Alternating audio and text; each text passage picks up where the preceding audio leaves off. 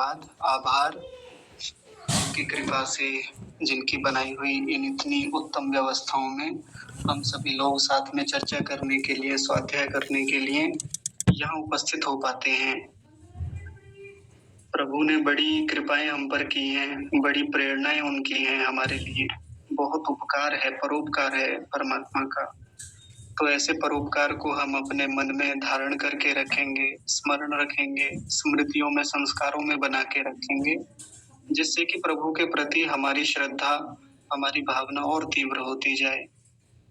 सभी लोग एक अनुकूल और व्यवस्थित आसन में बैठ जाएंगे। यह सुनिश्चित करेंगे कि जब तक कक्षा चलेगी तब तक अपना पूरा ध्यान, पूरी एकाग्रता कक्षा के विषय पर ही लगाए रखने का प्रयत्न करेंगे।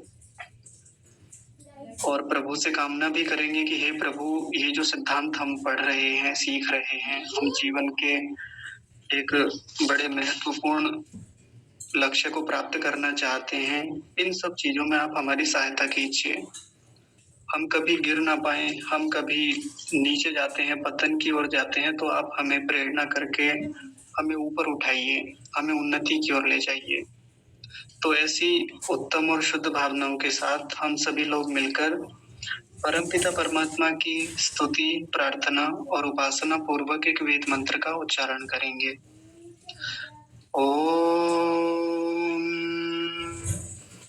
अग्नेन यशोपथाराये अस्मान् विश्वानि देव वयुनानि विद्वान् युयोध्यस्मज्जुहुराणमेनो भूयिष्ठान्ते नम उक्तिं विधेम।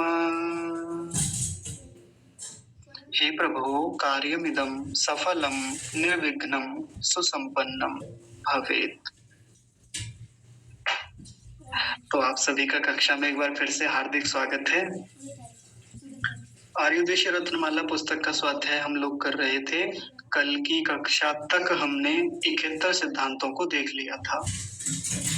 कल की जो चर्चा हुई थी वो पंडित शब्द को लेकर बातें हुई। पंडित किसे कहते हैं, पंडित के लक्षणों को देखा, कैसा उसकी विशेषताओं को देखा कि पंडित होता कैसा है, पंडित कहते किसे हैं। अब उससे थोड़ा आगे बढ़ते हैं। पंडित का एक विपरीत होता है। जो व्यक्ति पंडित नहीं है तो वो ये भी हो सकता है, ऐसा कह सकते हैं। हालांकि बिल्कुल ये ही होगा पंडित का एकदम विपरीत, ऐसा नहीं कहा जा सकता, पर एक स्थिति ये भी है किसी मनुष्य की। इसके बारे में विस्तार से तो व्यवहार भानु में भी ऋषि दयानंद ने लिखा है। बहुत सारी बातें हैं मूर्ख के बारे में, उसके पंडित के विषय में भी लंबी चर्चाएं हैं, उदाहरण हैं, कहानियां जैसी हैं। लेकिन हम बस एक छोटी सी परिभाषा को देख के और अपने व्यावहारिक जीवन में हम भी टटोलेंगे अपने आप को, बाकी लोगों को भी देखेंगे अपने परिवार में, अपने समाज में, और देखेंगे कि कौन व्यक्ति इन परिभाषाओं पे खरा उतरता है। पंडित पे तो हमने कल देखा था, अब ये ना छूट जाए इसलिए ऋषि दयानंद ने ये भी दे दिया हमको। तो आइए एक बार पढ़ लेते हैं क्या लिखा है। मूर्ख जो अज्ञान, हठ, दुराग्रह, दोष सहित है उसको मूर्ख कहते हैं। जिसके भीतर ये कुछ दोष हों उसको हम मूर्ख कहेंगे। तो देखिए पहला क्या बताया, अज्ञान। तो पंडित के पास विद्या होती है, पंडित के पास ज्ञान होता है, विद्वान होता है वो। मूर्ख का एक पहला लक्षण बता दिया, अज्ञानता मिलेगी। ये मूर्ख का लक्षण है, अज्ञानी होगा वो व्यक्ति। बहुत सारी चीजें उसको नहीं आती होंगी तो गलत आती होंगी, मिथ्या ज्ञान हो सकता है उसके पास। या अज्ञान से तात्पर्य उल्टे ज्ञान से भी ले सकते हैं। एक तो कि किसी चीज के बारे में जानता ही नहीं है, वो भी अज्ञान होता है। और एक वो कि जानता तो है लेकिन उल्टा जानता है किसी चीज के बारे में, इसको भी अज्ञान ही कहेंगे। तो मूर्ख का पहला लक्षण क्या हो गया, उसके पास ज्ञान नहीं होगा चीजों का। जैसे कई बार लोग मिल जाते हैं, आते रहते हैं, हमारे जीवन में संपर्क होता ही रहता है, तो किसी विषय पर बहुत लंबी बातचीत करेंगे, बहुत ये दिखा देंगे कि हाँ वो बहुत जानते हैं, लेकिन सच में उनकी जानकारी या तो बहुत उल्टी होती है या होती नहीं है, लेकिन बोलते बहुत हैं उस विषय में। तो ये पहला लक्षण हो गया मूर्ख का लक्षण। ठीक है जी। जैसे कई बार होता है कि कोई व्यक्ति दिखाने का प्रयत्न ये करता है कि वो परमात्मा के बारे में बहुत जानता है, ऐसा उसका प्रयास है और वो सोचता है कि वो बहुत बड़ा श्रद्धावान है, वो भक्त है, उसको इस चीज़ की जानकारी है, लेकिन जानता है नहीं परमात्मा के बारे में, सच में जानता नहीं है। और वो कहे कि देखो मैं तो इतना बड़ा भक्त, या उसके बारे में लोग कहने लगे कि देखो वो तो बहुत ऊँचे स्तर का ईश्वर भक्त है। नहीं है, यदि अज्ञानता है तो मूर्ख की श्रेणी में आएगा। लेकिन केवल अब इस बात से तय नहीं हो जाता कि वो मूर्ख है, अगले जो लक्षण दे रखे हैं, इनको भी हमें देखना पड़ेगा। दूसरा बताया इसमें हठ। हठी होता है ऐसा व्यक्ति, जिद्दी। जिद्दी कैसा होता है? जैसे एक बालक होता है, बालक की जिद थोड़ी अलग प्रकार की है, लेकिन मूर्ख की जिद अलग टाइप की होती है। यही करूंगा, है ना, यही चाहिए मुझे तो ऐसा ही करूंगा, ये जिद होती है। ऐसा जो हठ होता है ये मूर्ख का हठ है। ये साथ में हम दुराग्रह को भी देखेंगे। दुराग्रह जो है, दुराग्रह दो शब्दों से मिलके बना, मतलब जिसमें आग्रह है। आग्रह कैसा है? जो बहुत खराब आग्रह है, गलत आग्रह ले रखा है उसने। उसकी जो हठ है कैसी है? किसी गलत चीज के लिए हठ है। तो हठ और दुराग्रह दोनों को एक साथ समझे तो ये जो मूर्ख व्यक्ति होता है, इसका किसी चीज को लेके हठ है, जिद है, तो वो कैसी है? बहुत खराब चीज के लिए। यही करूंगा, तुम रोक के दिखा दो, यही करूंगा मैं तो। कई बार घर में ऐसे मूर्ख मिलते हैं। एक बालक माँ से झगड़ा हो गया, माँ ने खूब मना किया कि उन दोस्तों के पास मत जा, वो दोस्त बड़े खराब हैं, वो तुझे बिगाड़ देंगे, नशा सिखाएंगे, इधर उधर व्यभिचार में लगाएंगे। लेकिन क्या करता है? तुम होती कौन हो मुझे बताने वाली? जब देखो जब टोकती रहती हो, जब देखो तब मेरे पीछे पड़ी रहती हो। अरे मैं समझदार हूँ, मैं क्या बेवकूफ हूँ? मैं नहीं जानता? ये मेरी कोई अपनी पर्सनल लाइफ नहीं है? जब देखो तब मुझे इस चीज के लिए रोकती रहती कि वहां मत जा, वहां मत जा। ये दुराग्रह है।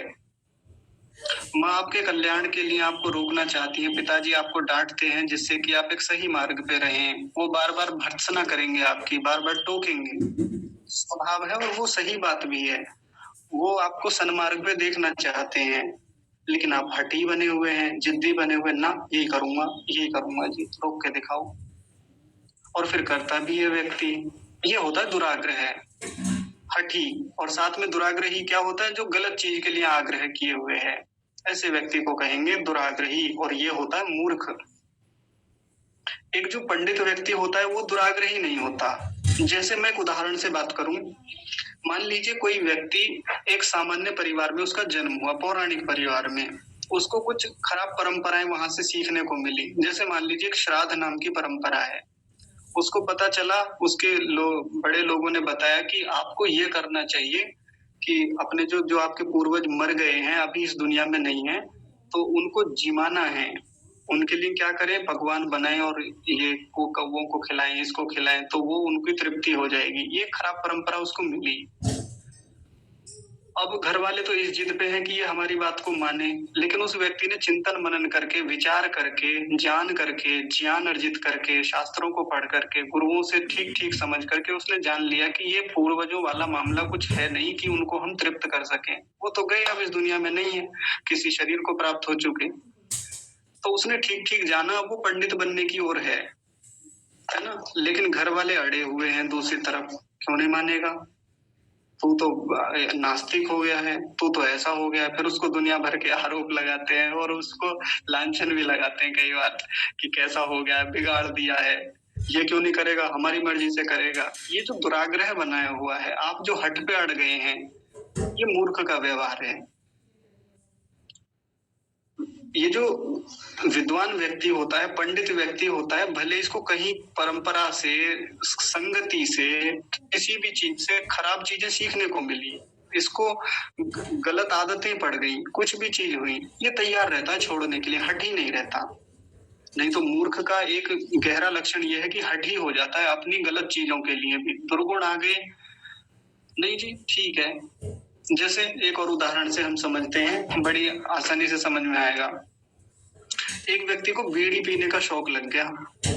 जैसे मैं भी कई लोगों को देखता हूँ तो अब बीड़ी पीने के फ़ायदे गिनाते हैं। जैसे उनसे कहो कि भई बीड़ी छोड़ दो, ये बहुत खराब है, नुकसानदायक है और बीड़ी पीने से बहुत हानियाँ हैं, आपको ये आपके फेफड़े खराब हो जाएँगे, आपको टीबी हो जाएगा, ये हो जाएगा। तो अब देखिए इनके पास पहले से उदाहरण होते हैं। अच्छा उसको भी तो टीबी हुआ है, वो तो नहीं पीता बीड़ी। अच्छा देखो उसको भी तो हार्ट अटैक हुआ, उसके भी तो फेफड़े खराब हो गए, उदाहरण बताएँगे। वो तो नहीं पीता बीड़ी, हम क्यों छोड़ दें? अब फिर बीड़ी पीने के फ़ायदे गिनाता है। बीड़ी पीने से जो है दिमाग खुलता है। बीड़ी पीने से व्यक्ति फ्रेश जल्दी हो जाता है और बहुत सारे तरीके बताते हैं। टाइम कट जाता है यार बीड़ी पीते हैं तो। ऐसे करके हठी है, दुराग्रही है, अपनी गलत चीज़ पे अड़ा हुआ है, गलत आदत है, दुर्गुण है, दुर्व्यसन है। बस उसको धारण किए हुए है, दुखी है उसमें, बहुत दुखी है, एडिक्शन है, छूट नहीं पा रहा है, लेकिन हट कुछ कैसे छोड़े? क्योंकि अपने आप को ये भी तो सिद्ध करना है ना कि मेरा भी कुछ स्टेटस है, मेरी भी अपनी एक सत्ता है। अगर मैंने कल को छोड़ दिया तो कल को ये लोग आके कहेंगे कि पहले तो ऐसा बनता था, अब देखो। ये चीज़ भी तो व्यक्ति को व्यक्ति नहीं रहने देती ना। बहुत महान बनने के चक्कर में, महान दिखने के चक्कर में व्यक्ति व्यक्ति नहीं रह जाता। ये मूर्ख का लक्षण है। बहुत गहराई से समझने वाली बात है। अब हमको अपने व्यावहारिक जीवन में भी टटोलना चाहिए इन सब चीज़ों को। कई बार हम भी किसी न किसी अंश में, किसी न किसी चीज़ को लेके बहुत हठी हो जाते हैं, दुराग्रही हो जाते हैं। सीधे-सीधे मैं अपनी ओर से नहीं कहूँगा कि ये मूर्ख के लक्षण हैं, लेकिन दिखते कुछ-कुछ मूर्ख जैसे लक्षण हैं। जैसे एक बार चर्चा रही थी कक्षा में, बहुत दिन पहले की बात हो गई। कुछ माता-पिता की जिद होती है, हठ होता है। किस चीज़ को लेके हठ होता है? कि मेरे हिसाब से बालक चलें। मेरी जो संतानें हैं वो मेरे हिसाब से, मेरे अनुसार चलें। जैसे मैं उनको ढालना चाहता हूँ, जैसे मैं बनाना चाहता हूँ वैसे बनें। यानी मैं सफल नहीं हो पाया किसी चीज़ में तो अब मैं चाहता हूँ कि ये करें। बच्चे का मन नहीं है। ये बच्चे ने केवल इसलिए कोई स्ट्रीम चुन ली है, कोई साइंस स्ट्रीम या कोई ड्राइंग या कुछ भी जो भी लिया उसने माता-पिता के कहने से ले लिया कि भई माँ-बाप का भी एक सपना है वो पूरा करना है मुझे। सपना पूरा करना चाहिए, माँ-बाप की अच्छी आज्ञाओं का हम पालन करें, लेकिन जो माँ-बाप की हठ होती है ना कई बार, मैं तो कहूँगा माता-पिता को एक बार देखना चाहिए कि कहीं हमारी जो हठ है, वो हमारा दुराग्रह तो नहीं बन गया है। कहीं हमारे भीतर वो लक्षण तो नहीं आ गया जो लक्षण यहाँ लिखा हुआ है। और ऐसा करने के चक्कर में हम संतान की रुचि के विरुद्ध, उसके स्वधर्म के विरुद्ध वो सब कराते रहते हैं और उसका एक बहुत बड़ा जीवन उसी चीज़ में चला जाता है। संतान को बताना बुरी बात नहीं है, ये तो मैंने शुरू में ही कह दिया था। पहला उदाहरण इसी बात का दिया कि माता-पिता को कई बार बच्चों को डाँटना, टोकना ये सब चीज़ें करनी होती हैं, पिटाई तक करनी होती है, दंड भी देना होता है। लेकिन आप अड़ गए हैं इस बात पे, आप हठी हैं इस बात के लिए कि नहीं ऐसे नहीं, बिल्कुल इस एंगल पे चलना है, इस डिग्री पे चलना है, इससे इधर भी 1 डिग्री भी इधर-उधर नहीं जाना तुम्हें। ये हठ है, ये दुराग्रह है। आप खत नहीं करेंगे, आप वहाँ नहीं जाएँगे। बिल्कुल ऐसा एक मानक तय कर दिया है, ऐसा स्केल तय कर दिया है कि इस स्केल से ना इधर जाएँगे, ना उधर जाएँगे। या तो फिर आप उसको गुरुकुलीय परंपरा में डालिए, बहुत बढ़िया है। जहाँ मान लीजिए कोई लड़कों का गुरुकुल है, तो वहाँ एक 6 साल की लड़की को के लिए भी प्रवेश अनिवार्य नहीं है, या तो वहाँ डालिए। या लड़कियों का गुरुकुल है, तो वहाँ लड़के का प्रवेश बिल्कुल भी अनिवार्य नहीं है, तो वहाँ डालिए। बिल्कुल, वहाँ एक अपना स्केल है, वहाँ के अपने मानक हैं, उस हिसाब से डालिए। नहीं तो जब आप एक ऐसे समाज में रहते हैं, जहाँ संपर्क होना ही होना है दोनों का आपस में, तो फिर बच्चे को अच्छे संस्कार देके फिर उसको भी छोड़िए। उसको उन सब चीज़ों के लिए भी छोड़िए कि वो स्वयं भी विचार करे, वो स्वयं भी उन चीज़ों को देखे। लेकिन मेरा जो कहना यहाँ मुख्य रूप से है वो उस चीज़ के लिए कि जहाँ बच्चे को अपनी रुचि की पढ़ाई करनी है, अपने रुचि के अनुसार एक करियर तय करना है, वहाँ हम जिद पे ना अड़ जाएँ। और भी बहुत सारी चीज़ें होती हैं, हमारे हिसाब से चले, हमारे हिसाब से बैठे, हमारे हिसाब से उठे, हमारे हिसाब से ये करे। ऐसी बहुत सारे लोगों की जिद होती है। नहीं है बच्चे की रुचि किसी चीज़ में, पहले तो प्रयास ही किया जाता है अच्छे मार्ग पे लाने के लिए, लेकिन हम हठी ना बने रहें उसके प्रति। आएगा, धीरे-धीरे समझेगा। यदि बच्चा 15-16 साल की आयु में आके नहीं समझ पा रहा है और हम अपनी जिद पे अड़े हुए हैं कि बिल्कुल हमारे हिसाब से चले, तो फिर हमको विचार करना चाहिए कि हमने जीवन के 15 साल कहाँ लगाए जो बालक हमारी बात नहीं सुन रहा है 15 साल का होते हुए। जैसे कई बार शिकायतें होती है ना कई माता-पिता की, कि हमारा जो बालक है या बालिका है वो टीन एज में आ गई है या आ गया है और हमारी बात ही नहीं सुनता है या नहीं सुनती है। तो मैं उन माता-पिता से ये पूछता हूँ कि आप मुझे ये बताइए कि जब ये बालक आपका अभी 19 साल का है, 18 साल का है, आपकी बात नहीं सुन रहा है, तो इससे पहले के का जो जीवन आपने बच्चे के साथ बिताया, उसमें आपकी क्या कितनी भूमिका थी जो ब आपकी बातें बच्चा नहीं मान रहा है? बहुत सारी चीज़ों में हठी होते हैं माँ-बाप, बहुत दुराग्रही, मैंने देखा है। ऐसा नहीं कि मैं खुद अभी एक पेरेंट नहीं हूँ या मैं खुद अभी एक दूसरों के अभिभावकत्व में जीता हूँ, इसलिए मैं ये बात कह रहा हूँ। मेरा भी भूमिका रही है पेरेंट होने में, भले सीधे-सीधे नहीं है संतान के रूप में, लेकिन मैंने इस चीज़ को देखा है और झेला है। मैंने सीधा-सीधा बोध कराया है अपने भैया को भी, अपनी माँ को भी इस चीज़ के लिए। जब बहुत जिद की, बहुत दुराग्रह किए और जीवन का एक बहुत बड़ा समय खराब हुआ। और ये केवल मेरी बात नहीं है, ये तो बहुत सारे लोगों की कहानी है। तो दिखने में जो यहाँ मूर्ख के लक्षण दिख रहे हैं, हमको ये समझ में आता होगा कि भई ये तो मूर्ख तो कोई ऐसा व्यक्ति है जो सड़क छाप है कोई आवारा किस्म का व्यक्ति है, कोई ऐसे ही है शराबी, जुआरी, कबाबी इस टाइप का व्यक्ति होगा, वो ही मूर्ख होगा। तो ये मूर्ख का मतलब बिल्कुल वैसा नहीं है कि कोई व्यक्ति बिल्कुल दिखने में एक उसका बहुत हुलिया ही खराब है, वो मूर्ख हो सकता है। मूर्ख हमारे आस-पास, हमारे समाज में, हमारे घरों में, बड़ी अच्छी सोसाइटी में अच्छा स्टेटस रखने वाले लोगों के बीच भी हो सकते हैं ये। बस हमको ये देखने की एक दृष्टि आनी चाहिए कि मूर्ख इनमें है कौन?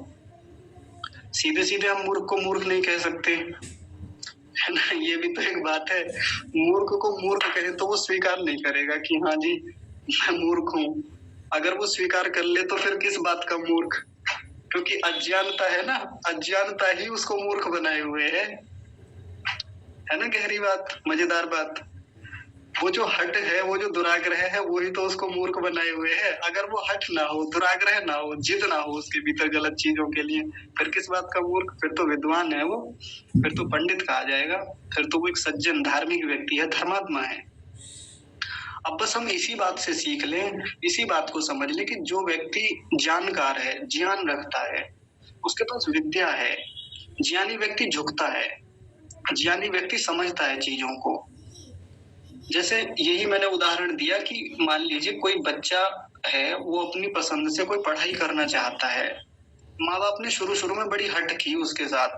उसके ग्रेजुएशन में उसको वो सब्जेक्ट दिला दिए, जो बच्चे की पसंद थे नहीं लेकिन ले लिया था बस जैसे-तैसे। बच्चे की रुचि नहीं बनी, पढ़ाई में मन नहीं लगा, उसका मन किसी और चीज़ में था। मान लीजिए स्पोर्ट्स में था और स्पोर्ट्स में वो बहुत बेहतरीन खिलाड़ी है, लेकिन माँ-बाप ने उसको दिला दिया बीटेक। सोच रहे थे कि इंजीनियर बना लेंगे।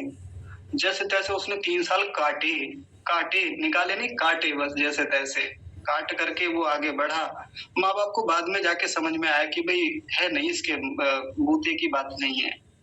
ये नहीं चला सकता। इसका अपना स्वधर्म रुचि है ही नहीं इस चीज़ को लेकर के, तो क्यों ना एक बार स्पोर्ट्स में ही ट्राई किया जाए। माँ-बाप ने अपनी जिद छोड़ दी, अपना जो हठ था, दुराग्रह था वो छोड़ दिया। क्योंकि ये भी तो एक अज्ञानता ही है कि आप अब इतने साल तक बच्चे के साथ रहे, 20-21 साल तक आप बच्चे के स्वधर्म को नहीं पहचान पाए। अजीब बात है। यदि कोई माता-पिता 20-22 साल तक अपने बच्चे के साथ रहे और जहाँ से करियर तय होना है बच्चे का और वहाँ तक बच्चे के स्वधर्म को ना पहचान पाए, मैं कहता हूँ किस बात के माता-पिता, किस बात के अभिभावक हैं? ये अज्ञानता है।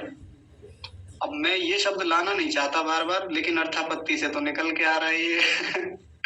तो यदि ये इस प्रकार की अज्ञानता है, इस प्रकार का हठ है, दुराग्रह है, ये छोड़ने योग्य है, छोड़ देना चाहिए। हाँ, बच्चा गलत रास्ते पे ना जाए, वो किसी ऐसी चीज़ में रुचि ना रखने लगे कि जो उसकी रुचि उसे गलत मार्ग पे ले जाने वाली हो। जहाँ बच्चे का करियर एक सही दिशा में हो, जहाँ बच्चा एक अच्छे पथ पे जाए, अपना भी कल्याण करे, परिवार का भी करे, परिवार के लिए अच्छी स्थितियाँ आगे खड़ी करे और बाकी समाज के लिए भी करे। ऐसा उसका स्वधर्म हमको देखना चाहिए, उस पर काम कराना चाहिए फिर और बच्चों को भी ऐसा ही करना चाहिए। यानी जो पढ़ने वाले हैं, पढ़ने वाले भी नहीं है, कोई भी हैं, तो उनको भी अपनी जिद पे उस रूप में नहीं रहना चाहिए, हठ दुराग्रह गलत चीज के लिए, ना जी यही करूंगा। अब किसी का मान लीजिए कोई बहुत खराब एक सपना हो सकता है कि जी मैं तो इसी चीज में जाके काम करना चाहता हूँ, मैं तो यही फैक्ट्री खोलूंगा, बीड़ी बनाने वाली, सिगरेट बनाने वाली, इसमें तो स्कोप बहुत बड़ा है, मैं तो एक ठेका खोलना चाहता हूँ, मुझे बड़ा मजा आता है, इसमें तो करियर ही बहुत बढ़िया है। ऐसा भी तो हो सकता है ना। या आजकल तो बड़ी ऐसी ऐसी चीजें चलती हैं कि जहां व्यक्ति के पास स्कोप बहुत हैं, बहुत सारे रास्ते हैं, करियर ऑप्शन ढेर सारे हैं, लेकिन वो रास्ते बड़े खराब हैं धन कमाने के, पैसे कमाने के। आप देखते होंगे इतने बड़े यूट्यूबर हैं, जैसे कई सारे स्टैंड अप कॉमेडियन को मैं जानता हूँ, जब वो कॉमेडी करते हैं वहां जाके तो बड़ी अभद्रता होती है उनकी भाषा में, अश्लीलता होती है। अब आपका बेटा कोई ऐसे कहने लगे ना जी बनूंगा तो स्टैंड अप कॉमेडियन ही बनूंगा मैं, बड़ा स्कोप है। मैं देखता हूँ कई सारे लोगों को, उनके कई मिलियन सब्सक्राइबर हैं, बढ़िया कमाते हैं और विदेशों में रहते हैं। ऐसा उसके मन में आ गया, अब मैं जी यही बनूंगा, मेरा तो भीतर से यही आता है। ऐसी जगह रोका जाएगा बच्चे को, ये उसका हट है, ये उसके दुराग्रह है। मैं पर्सनली कई लोगों को ऐसा देखा है मैंने, इंटरव्यूज में भी, पॉडकास्ट में भी, जो ये बड़े बड़े स्टैंड अप कॉमेडियन वगैरह हैं, ये जैसे हनी सिंह का ये अभी पीछे केस आया था, तो दिखने में हमें बहुत सफल दिखेंगे, लगेगा कि भाई देखिए कितने सफल व्यक्ति हैं, कितना ऊंचा स्टेटस है इनका, लेकिन भीतर से कितना खोखलापन होता है, कितनी खराब स्थितियां हैं, ये मैंने कई लोगों के पर्सनल इंटरव्यूज में जाके देखा। हाँ, हमको दिखने में लग रहा है कि देखो कितने इनके कई मिलियन में सब्सक्राइबर हैं, फॉलोवर्स हैं, लेकिन जीवन इतना खराब है, डिप्रेशन में 7-7 साल निकल गए उनके। आप सोचिए, विचार कीजिए, खराब रास्ता था, दुराग्रह था, घर वालों ने रोका था इनके। हनी सिंह ने खूब अपना व्यक्तिगत अनुभव शेयर किया, कई सारे लोगों ने टोका था, रोका था उन चीजों के लिए, लेकिन एक गलत दिशा पकड़ ली, जिद पकड़ ली, हठ था, दुराग्रह था, खुद तो गया ही गया उस मार्ग पे, और एक कितनी हमारी युवा पीढ़ी को एक गलत मार्ग पे ले गया, कैसे दुर्व्यसनों में फंसाया एक व्यक्ति ने। और ऐसा ही तो ये एक उदाहरण है, केवल एक, ऐसे तो कितने एग्जाम्पल हैं। तो बच्चों की भी जो स्वधर्म, देखिए स्वधर्म जो बनता है वो 2-3 चीजों से मिलके बनता है। हमको अपने बच्चों का या अपने जो जितने भी हमारे संरक्षण में लोग हैं उनका पहचानना चाहिए। कैसे पहचाने किसी का भी स्वधर्म? स्वधर्म बनता है मुख्य रूप से तो 2 चीजों को लेकर के। एक होता है इंटरेस्ट को लेके, सबसे पहली चीज होनी चाहिए इंटरेस्ट किस चीज में है उस बालक का या उस व्यक्ति का। सबसे पहले रुचि देखी जाती है, रुचि से स्वधर्म तय होता है। किसी की रुचि स्पोर्ट्स में है, किसी की ड्राइंग में है, आर्टिस्ट बनना चाहता है, कोई इंजीनियर बनना चाहता है, कोई मैकेनिक बनना चाहता है, कोई वकील बनना चाहता है, वकालत करना चाहता है, ये उसकी रुचि है, ये उसके स्वधर्म को तय करती है। एक दूसरी चीज होती है कैपेबिलिटी, यानी क्षमताएं। रुचि तो है लेकिन क्षमता नहीं है उस व्यक्ति की, है ना। रुचि तो बहुत है उस काम को करने में, लेकिन भीतर से क्षमताएं खत्म है ही नहीं, वो ताकत है ही नहीं कि उस चीज को कर पाएगा। चाहता है कि मैं इंजीनियर बनूं, लेकिन बीटेक में वो साइंस पढ़ने के लिए, मैथमेटिक्स पढ़ने के लिए उसके पास वो क्षमताएं नहीं है, आता ही नहीं है। वो प्रयास भी करता है लेकिन वो उसका उदय होता ही नहीं है। तो 2 चीजों से तो मुख्य रूप से स्वधर्म तैयार होता है। और तीसरी चीज होती है कि वो जो उसकी रुचि है या उसकी जो कैपेबिलिटीज है वो सही दिशा में हो, यानी अपने और समाज के हित में भी हो। और मैं फिर वही कहूंगा, किसी की रुचि या क्षमताएं ऐसी ना हो जो बहुत खराब दिशा में चली जाए, फिर कहने को स्वधर्म तो कहा जा सकता है, लेकिन उसका वो स्वधर्म समाज को कितना बिगाड़ सकता है, ये उदाहरण हमने खूब देखे ही हैं। तो जब हम अपने बच्चे का स्वधर्म पहचान रहे हों या किसी भी व्यक्ति का स्वधर्म देख रहे हों या अपना भी देखें, तो क्या क्या चीज देखें उसमें? एक तो रुचि देखें और एक अपनी क्षमताओं को देखें, उस क्षेत्र में क्षमताएं कितनी हैं, और वो अपने और समाज के हित में भी होना चाहिए वो काम। इन सब चीजों से मिलकर स्वधर्म बनता है। ये थोड़ी सी अलग की बात थी, लेकिन कहीं ना कहीं इसी चीज से आके जुड़ती है, जब हम इस चीज को समझ पाएंगे। बाकी परंपराओं को लेके ऊपर से बहुत सारी चीजें हमको मिलती हैं सीखने के लिए हमारे परिवारों में। अड़े ना रहें उन सब चीजों में। यदि कोई खराब चीज हमारे जीवन में आ गई है, कई बार देखते हैं कि परंपरा से हमने किसी और चीज को ईश्वर मान लिया है, किसी और चीज को हमने मान रखा है कि जी यही सब कुछ होता है, इसके अलावा और कुछ है ही नहीं दुनिया में। ये है दुराग्रह, ये मूर्ख का लक्षण है। बहुत बार हम ऐसी चीज को ईश्वर माने बैठे रहे जिसमें हमने जीवन का एक बहुत बड़ा समय निकाल दिया कि वो ईश्वर था ही नहीं, और हम उसी चीज में सोचते रहे कि हाँ अरे बड़ी संतुष्टि मिले, बड़ा संतोष है। ये अज्ञानता है। अज्ञानता से मूर्ख तय होता है, पहला ही लक्षण है, और बहुत गहरी बात है ये। तो यदि हमको मूर्ख नहीं बनना है तो सबसे पहली बात ये होनी चाहिए कि हमारे पास नॉलेज हो, हमारे पास ज्ञान हो, विद्या हो। और फिर जब विद्या आ जाए तो विद्या का खूब ठीक चिंतन मनन हो, और हम ये देख ले कि हमारी जिद कहीं गलत चीज को लेके तो नहीं है। हाँ, बहुत समय तक रहती है ये वाली जिद। जैसे मैं बताऊं आपको, बचपन में जब मैं 8वीं कक्षा में था तो 8वीं कक्षा में पौराणिक ही था उस समय तक भी। तो हमारी हम एक दीदी पढ़ाती थी जिन्होंने हमको पहली बार आर्य समाज के बारे में बताया। उन्होंने जब पहली बार ऋषि दयानंद के बारे में कक्षा में बताना शुरू किया, संस्कृत पढ़ाती थी, हमारे गांव की ही है वो। जब उन्होंने पहली बार ऋषि दयानंद के बारे में बताया तो हम लोग मजाक उड़ाते थे उनका बहुत प्रकार से कि देखो कैसी कैसी बातें करती हैं, जब देखो अपने दयानंद की बातें, जब देखो यही। और हमारे देवी देवताओं का मजाक उड़ाते हैं लोग, हमारे देवी देवताओं के बारे में ऐसा कहते हैं। वहां तक आते आते मन में ये जिद पाल ली थी कि कुछ भी हो जाएगा लेकिन इनके पीछे नहीं जाएंगे, ऐसी स्थिति हो गई थी। अज्ञानता थी, जानते ही नहीं थे कि सच क्या है और झूठ क्या है, और ऐसी जिद पे अड़ गए कि चाहे कुछ भी हो जाएगा। लेकिन ये जिस दयानंद के बारे में बात करती है इस व्यक्ति को तो कभी नहीं जानना, इसका तो कभी फॉलो नहीं करना है इसको। ऐसा था मामला उस समय तक। लेकिन ये कहाँ पता था कि उस जिस दयानंद को हम ऐसा ऐसा बोलते थे उस समय, हंसी उड़ाते थे, मजाक लेते थे उन सब चीजों की, एक दिन वो ऋषि हमारे लिए पिता तुल्य हो जाएंगे, हमारे माता पिता से भी बहुत अधिक हमारे लिए पूज्य हो जाएंगे। ऐसा कहाँ पता था। जिद को छोड़ा, बहुत सारी और खराब परंपराओं पे जिद्दी बने बैठे थे, दुराग्रही थे। ना जी, हमारी परंपराएं बड़ी महान है, हमारी परंपराएं बड़ी श्रेष्ठ हैं। कौन सी परंपराएं? तो सीधे खुल के तो मैं नहीं बोल सकता, लेकिन आप समझ गए होंगे कैसी कैसी परंपराएं होती है हमारे हिंदुओं में। उन परंपराओं को लेके ये लगता था कि भाई यदि ये परंपराएं हम कर रहे हैं तो हम सनातनी हैं, हम बहुत बड़े धार्मिक हैं, आध्यात्मिक हैं। अगर हम ये नहीं कर रहे तो फिर हम नास्तिक कहलाएंगे।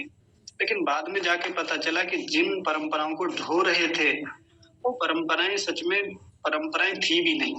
उनको ले जाना और ज्यादा अज्ञानता की ओर ले जाने वाला एक मार्ग था। छोड़ा, धीरे धीरे करके छोड़ा। और एक सबसे पहला गुण जो अपने जीवन में धारण किया वो ये किया कि अगर जीवन में कोई खराब आदत आ गई है, दुर्व्यसन आ गया है, या कोई भी गलत चीज आज तक सीखी है, अज्ञानता है, अविद्या है, छोड़ने के लिए हमेशा तत्पर रहेंगे। और ये बात सीखने को कहाँ से मिली? तो ये बात ऋषि दयानंद से सीखने को मिली। कैसे? तो उन्होंने आर्य समाज के जो नियम बनाए उन नियमों में एक चौथा नियम बनाया और उसमें एक बात लिखी थी, सत्य के ग्रहण करने और असत्य के छोड़ने में सर्वदा उद्यत रहना चाहिए।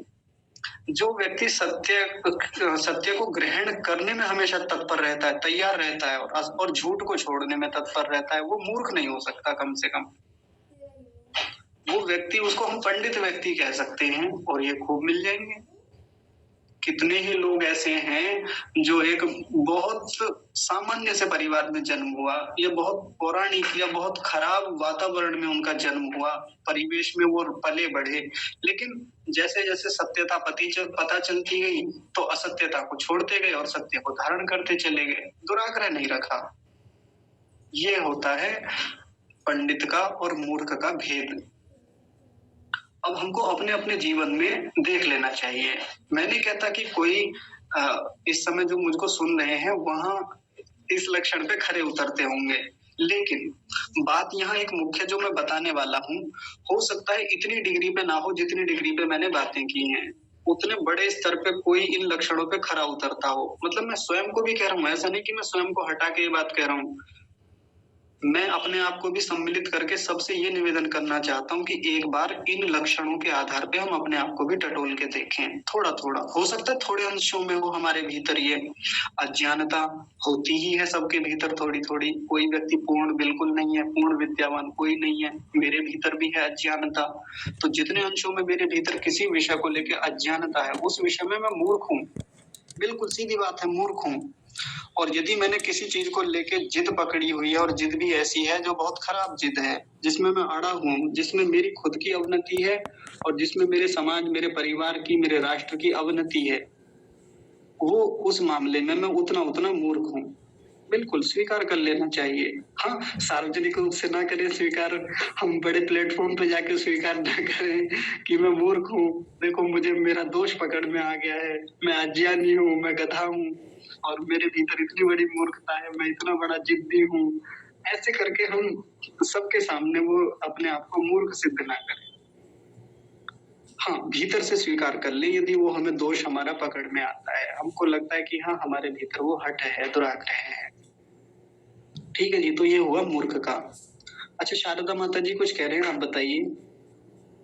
हाँ, आचार्य जी जैसे कहा कि कोई भी दुख अगर जीवन में आ रहा है तो उसके पीछे अज्ञानता है।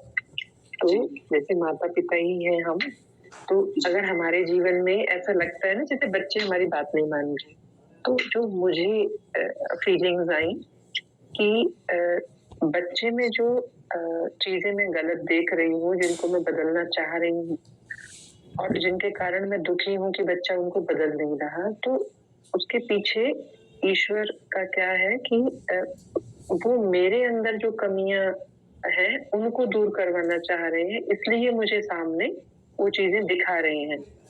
तो मतलब चेंज मुझे अपने अंदर से करना है, तो सामने वाली परिस्थितियां बदल जाएंगी। तो ये जो मुझे आया और ये काम करता है, तो मुझे ये चीज बड़ी अच्छी लगी आचार्य जी। जी, हाँ, बिल्कुल, ये बहुत बढ़िया चीज़ है। हम ऐसे सीख सकते हैं कि मान लीजिए हमारी संतानें, हमारे शिष्य, हमारी किसी बात को नहीं समझ पाए, नहीं सीख पाए। हम उन्हें अपने हिसाब से चलाना चाहते हैं, सन्मार्ग पे लाना चाहते हैं। हम चाहते हैं कि हमारे बच्चे, हमारे शिष्य, हमारे छोटे, हमसे कनिष्ठ जो हैं, जूनियर जो हैं, वो हमारे पीछे-पीछे चलें या वो श्रेष्ठ मार्ग पे चलें, हमारे कहे मार्ग पे चलें या वेद के मार्ग पे चलें। हम चलाना चाहते हैं लेकिन नहीं चल रहे। तो कहीं न कहीं हमारे लिए एक संदेश जैसा है, हमारे लिए एक प्रेरणा जैसी है कि अभी आपको खुद काम करना है अपने ऊपर, यानी मुझे खुद अपने ऊपर अभी बहुत काम करने की आवश्यकता है। और फिर ये भी समझना चाहिए कि दूसरा क्यों चले मेरे पीछे या दूसरा क्यों माने मेरी बात को, अपने भी उसके एक संस्कार हैं, अपनी भी स्थितियाँ हैं, तो थोड़ा उसके ऊपर भी छोड़ना होता है हमें चीज़ों को। ठीक है, बहुत बढ़िया। चलिए आगे चलते हैं। अब कुछ ऐसे-ऐसे सिद्धांत हैं आगे जो आने वाले हैं, जो व्यावहारिक जीवन से सीधे-सीधे रिलेट करने वाले हैं और बड़े बढ़िया हैं। देखिए अगला जो है 73वां सिद्धांत वो है ज्येष्ठ कनिष्ठ व्यवहार। ये ज्येष्ठ कनिष्ठ व्यवहार क्या होता है? तो ज्येष्ठ शब्द का मतलब होता है बड़ा, जिसको अंग्रेजी में सीनियर बोला जाता है, सीनियर। कनिष्ठ कहते हैं छोटे को, जिसको जूनियर बोला जाता है अंग्रेजी में।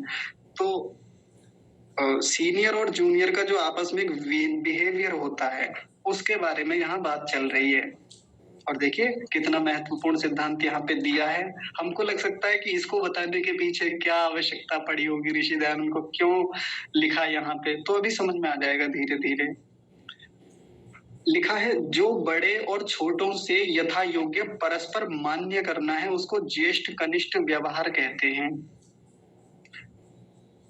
जो बड़े और छोटों से यथा योग्य परस्पर मान्य करना है, उसको ज्येष्ठ कनिष्ठ व्यवहार कहते हैं। 2 बार देख लिया हमने। अब कुछ उदाहरणों से बात को समझते हैं। अपने घर से ही देख लें एक बार। मेरे बड़े भैया हैं, एक मैं हूँ। बड़े भैया हो गए ज्येष्ठ, मैं हो गया कनिष्ठ।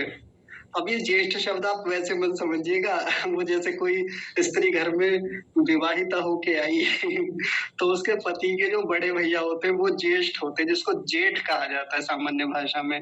वो वाला ज्येष्ठ नहीं है, यहाँ ज्येष्ठ का मतलब बस बड़े से है, जिसका जन्म पहले हुआ है हमसे, वो ज्येष्ठ है। कनिष्ठ का मतलब वो जिसका जन्म हमसे बाद में हुआ है, जो हमसे आयु आदि में छोटा है, वो कनिष्ठ हो गया। तो जैसे मैं हूँ और मेरे बड़े भैया हैं, तो मैं एक सीधा व्यवहार बता देता हूँ, सामान्य जो है वो है। भूतकाल की थोड़ी-सी बातें आपको बताता हूँ। मेरे बड़े भैया जब तक उन्होंने अपना ग्रेजुएशन पूरा किया, उसके बाद उन्होंने आगे की पढ़ाई की, उस समय तक भी मैं उनका नाम लेके बोलता था, सीधा नाम लेता था। नाम लेना छोड़िए जैसा हमें परिवेश से सीखने को मिला, अभद्र व्यवहार, गालियाँ, खूब उल्टा-सीधा बोलना, लड़ना-झगड़ना, और लड़ना-झगड़ना सामान्य नहीं, जैसी आम तौर पर गाँव में जंग चलती है वैसी वाली, बिल्कुल आर-पार की जंग होती थी। बस या तो करो या मरो, बस ऐसा होता था। ये व्यवहार था हमारा। मैं जूनियर यानी मैं कनिष्ठ और वो मेरे वरिष्ठ, वो मेरे ज्येष्ठ, और उनके साथ इतना खराब व्यवहार बहुत लंबे समय तक चलता रहा। है तो है, था तो था उस समय का व्यवहार। क्यों? क्योंकि परिवेश से, संस्कारों से ये सब चीज़ें सीखने को मिली थी। ये अपना खुद का नहीं था। ऐसा नहीं था कि हमको सिखाया गया विधिवत, जब मिला ऐसा सीखने को तो ये रहा लंबे समय तक। बाद में धीरे-धीरे आर्य समाज में आकर के ये सब व्यवहार सीखने को मिले। माता-पिता ने भी और थोड़ा ध्यान देने का प्रयास किया। ऐसा नहीं कि माता-पिता ने वो खराब व्यवहार सिखाया, बाकी लोगों से भी सीखने को मिला। थोड़ा बहुत घर में भी चलता था, क्योंकि ये चीज़ें थीं। अब धीरे-धीरे व्यवहार कैसा होता चला गया, अब आप एक बड़ी मज़ेदार बात सुनिए। कोई व्यक्ति हमारे घर में है, जैसे मेरे भैया ही थे जिनका मैं नाम लेके बोलता रहा लंबे समय तक, 20-21 सालों तक लगातार जिसका नाम लिया हो, गाली दे के बोले हों, लड़े-झगड़े हों। अब सोचिए उसको भैया कहें, और भैया कहना भी छोड़िए, उसके पैर छूने पड़ जाएँ। ये बड़ी शर्म की बात लगती है। इस काम को शुरू करने में बहुत चैलेंज लगता है। जिसको आज तक हम मम्मी कहते रहे हों और आज उसको माँ कहना पड़े, बहुत बड़ा चैलेंज है। बहुत बड़ी बात है ये, आसान नहीं होता। जिसको पापा कहते हों उसको पिताजी कहना पड़े बाद में, नहीं हो पाता, आसान नहीं है। जिस पिता के कभी पैर ना छुए हों, जिस माँ के पैर ना छुए हों, अब पैर छूने पड़े, ये व्यवहार लेके आना बड़ा मुश्किल होता है। धीरे-धीरे शुरू किया। नाम से भैया पे आए। हम भैया बोलते ही बड़ा अजीब-सा लगता था भैया को, जब भैया बोलते थे। अब धीरे-धीरे भैया फिर बाहर रहने लगे, उनकी जॉब हो गई, तो फिर जब भी भैया आते थे तो पैर छूने शुरू किए। अब जिस व्यक्ति के साथ खूब लड़ाई झगड़े हुए हों, उठा के पटका, उन्होंने मुझे, मैंने उन्हें, अब उस व्यक्ति का पैर छू रहे हैं ससम्मान झुक करके। सोचिए आसान नहीं होता ये व्यवहार। मैं तो अपना ही उदाहरण इससे बढ़िया और क्या बताऊँ, क्योंकि एकदम साक्षात रहा हमारे जीवन का हिस्सा। तो ये जो व्यवहार मेरा उनके प्रति रहा, ऐसा नहीं कि ये काम मैंने किया, भाई ये काम तो उनकी ओर से भी हुआ। मैं उनका कनिष्ठ हूँ, तो उन्होंने भी तो अच्छा व्यवहार बाद में शुरू किया। पहले लड़ाइयाँ होती थी, हम बहुत अच्छे दोस्त थे, भले लड़ते थे। मान लीजिए सुबह को लड़ाई हुई हमारी, दोपहर तक आते-आते किसी की भैया ने मेरी शर्ट पकड़ के खींच दी, कभी दरांती चुभो दी, कभी कुछ कर दिया, और हम फिर आपस में घुल-मिल गए, फिर खूब खेलते। जहाँ भी जाते साथ ही जाते थे, ये रहता था हमारा व्यवहार। लेकिन ये जो अब का जो व्यवहार है सम्मान वाला, ये बहुत पुराना नहीं है, पिछले लगभग 6, 7, 8 साल पुराना है। ये जो अच्छा व्यवहार जिसको कहेंगे, तो ये मैंने किया ऐसा नहीं है, भैया ने भी शुरुआत की इसके लिए। उन्होंने बहुत अच्छे से समझा मुझको। उन्होंने भी समझा कि भई ये छोटा भाई है, बढ़ाना है आगे, इसको भी पढ़ाना है, इसको भी लेके चलना है। जहाँ-जहाँ जिस भी गलत संगति से रोकने की बात थी, हर जगह से रोका, और जहाँ अच्छे मार्ग पे चलाने के लिए प्रेरणा देनी थी, दिया। ये उनका कनिष्ठ के प्रति व्यवहार था। मेरा ज्येष्ठ के प्रति, उनका कनिष्ठ के प्रति व्यवहार रहा। ये तो हो गई परिवार की बात। ये तो हो गई सामान्य रूप से जो घरों में चलता है। अब देखिए जैसे मान लीजिए वैदिक हैं, हमारे घर में छोटे से हैं। वो मेरे क्या हो गए, मेरे कनिष्ठ हो गए। अब मैं वैदिक को क्या कह के बोलता हूँ, वैदिक आप यहाँ आइए, और हमको क्या सुनने को मिलता था, अबे कहाँ जा रहा है, इधर आ तू। कहाँ मरेगा, कहाँ मरने जा रहा है वहाँ पे धूप में, कहाँ मरेगा इतनी, ऐसे ऐसे होके बात होती थी। और वैदिक को हम क्या कह के बोलते हैं, वैदिक आप कहाँ जा रहे हो बेटा, इधर आओ जल्दी। आप कह के बोल रहे हैं, कहाँ जा रहे हो, इधर आओ, उधर मत जाओ। ऐसे व्यवहार चलता है। ये ये कनिष्ठ व्यवहार हमको जानना चाहिए। अब हम अपने बड़े से तो कई बार नहीं बोल पाते, थप्पड़ मार दूँगा या उठा के फेंक दूँगा। छोटे बच्चों को प्रायः बोल देते हैं हम ऐसा करके, बोलते हैं ना? तो ये कनिष्ठ व्यवहार उत्तम व्यवहार नहीं है। परस्पर मान्य किया जाता है। परस्पर परस्पर का मतलब होता है आपस में। यदि मैं बड़े का सम्मान जितना करता हूँ, तो परस्पर मैं अपने कनिष्ठ का भी तो उतना ही मान करूँ। मान्य करना यानी मान करना, सम्मान देना, रिस्पेक्ट करना, ये है मान्य शब्द का मतलब। और यथा योग्य जिसको जैसा चाहिए वैसा देना चाहिए। अब यथा योग्य लिखने के पीछे का तात्पर्य क्या है? यथा योग्य लिखने के पीछे का तात्पर्य ये है कि भाई मैं सामान्य रूप से कहीं जा रहा हूँ बाहर, और बाहर जाते समय रास्ते में कोई बालक मिला, मैंने उसको कह दिया कि बेटे सामने से हट जाइए, उधर देखिए आपको चोट लग जाएगी, इधर हट जाइए। मैं सामान्य रूप से बोल के निकल गया। अब मैंने उसको ना तो ज्यादा पकड़ के प्रेम किया, ना दुलार किया, ऐसा कुछ नहीं किया। लेकिन वही मैं घर पे आता हूँ तो एक हमारा बालक भी है, उसको विशेष प्रेम किया जाएगा, उसको छोटी-छोटी बातें सिखाई जाएँगी, हर व्यवहार के लिए टोका जाएगा, डाँटा जाएगा। बाहर वाले को तो नहीं टोका जाता, हर बात के लिए नहीं डाँटा जाएगा, हम अधिकार भी नहीं जमा सकते। तो यथा योग्य लिखने के पीछे का यही तात्पर्य है। कुछ बच्चे हमसे पढ़ते हैं, जैसे ऑनलाइन ही पढ़ते हैं, तो उनमें कुछ बच्चे बहुत प्रिय हैं हमको, बहुत प्रिय। अब उनकी छोटी-छोटी चीज़ को लेके डाँटा भी जाता है उनको, कई बार टोका जाता है, एक-एक व्यवहार पे ध्यान दिया जाता है, तो यथा योग्य व्यवहार पे ध्यान दिया जा रहा है। वहीं पड़ोस का कोई बालक हो, नहीं टोक सकते हम उसको, उसके साथ वैसा व्यवहार नहीं कर सकते। तो ये यथा योग्य व्यवहार हमको छोटों के साथ भी देखना चाहिए, बड़ों के साथ भी देखना चाहिए। अब देखिए और कुछ बातें करते हैं इसमें। ये बात केवल घर की नहीं है, ये बाहर की भी है। जैसे मैंने 2 शब्द बताए, सीनियर और जूनियर। हम कहीं ऑफिस में काम कर रहे हैं तो ऑफिस में तो यही व्यवहार रहता है हमेशा, सीनियर का और जूनियर का। और जूनियर जी माताजी, ठीक है, कोई बात नहीं, आप जा सकते हैं। तो जैसे जूनियर और सीनियर का एक व्यवहार ऑफिस में या उधर की दुनिया में चलता है, तो वहाँ पे क्या होता है, हम सीनियर लोग जो हैं, जो कंपनी को सँभाल रहे हैं, बड़े पद पे हैं, मैनेजर हैं या कोई और ऊँची पोस्ट पे हैं, हम चाहते हैं कि हमें सम्मान मिले। लेकिन हमारा जूनियर्स के प्रति उतना सम्मान नहीं होता। कनिष्ठ जितने हैं हमारे, नहीं करते, बहुत खराब व्यवहार हम कर देते हैं कई बार उनके साथ। और ऐसा बहुत देखने में आता है। सीधा-सीधा नाम लेके बोलना, ये बहुत खराब आदत है। मैं आपको बताता हूँ, पिछले दिनों जब मैं जॉब करता था, तो एक जो हमारे सर थे, जो वहाँ के इंचार्ज थे वेयरहाउस के, वो जब भी मुझे बोलते थे, तो वो हमेशा आप कह के बोलते थे। जबकि मैंने कहीं उतना नहीं देखा कि कोई व्यक्ति अपने से नीचे जो आया है, जिसको कोई विशेष अनुभव भी नहीं उस काम का, ऐसे बात करे। हाँ, नाम लेते थे, लेकिन आप कह के हमेशा बात करना बड़े प्रेम से। और पता है उन्होंने मुझको एक-एक चीज़, वहाँ की हर टर्मिनोलॉजी बहुत बारीकी से उन्होंने मुझको समझाई। वो व्यक्ति सच में बहुत व्यावहारिक व्यक्ति थे। सीधे-सीधे किसी सिद्धांत को नहीं जानते थे, सीधे-सीधे कहीं ऐसी आर्य समाज की परंपरा से जुड़े हुए नहीं थे। लेकिन अपने जूनियर से कैसा व्यवहार किया जाना चाहिए, बहुत शानदार तरीके से उनको आता था, बढ़िया से मैनेज करते थे।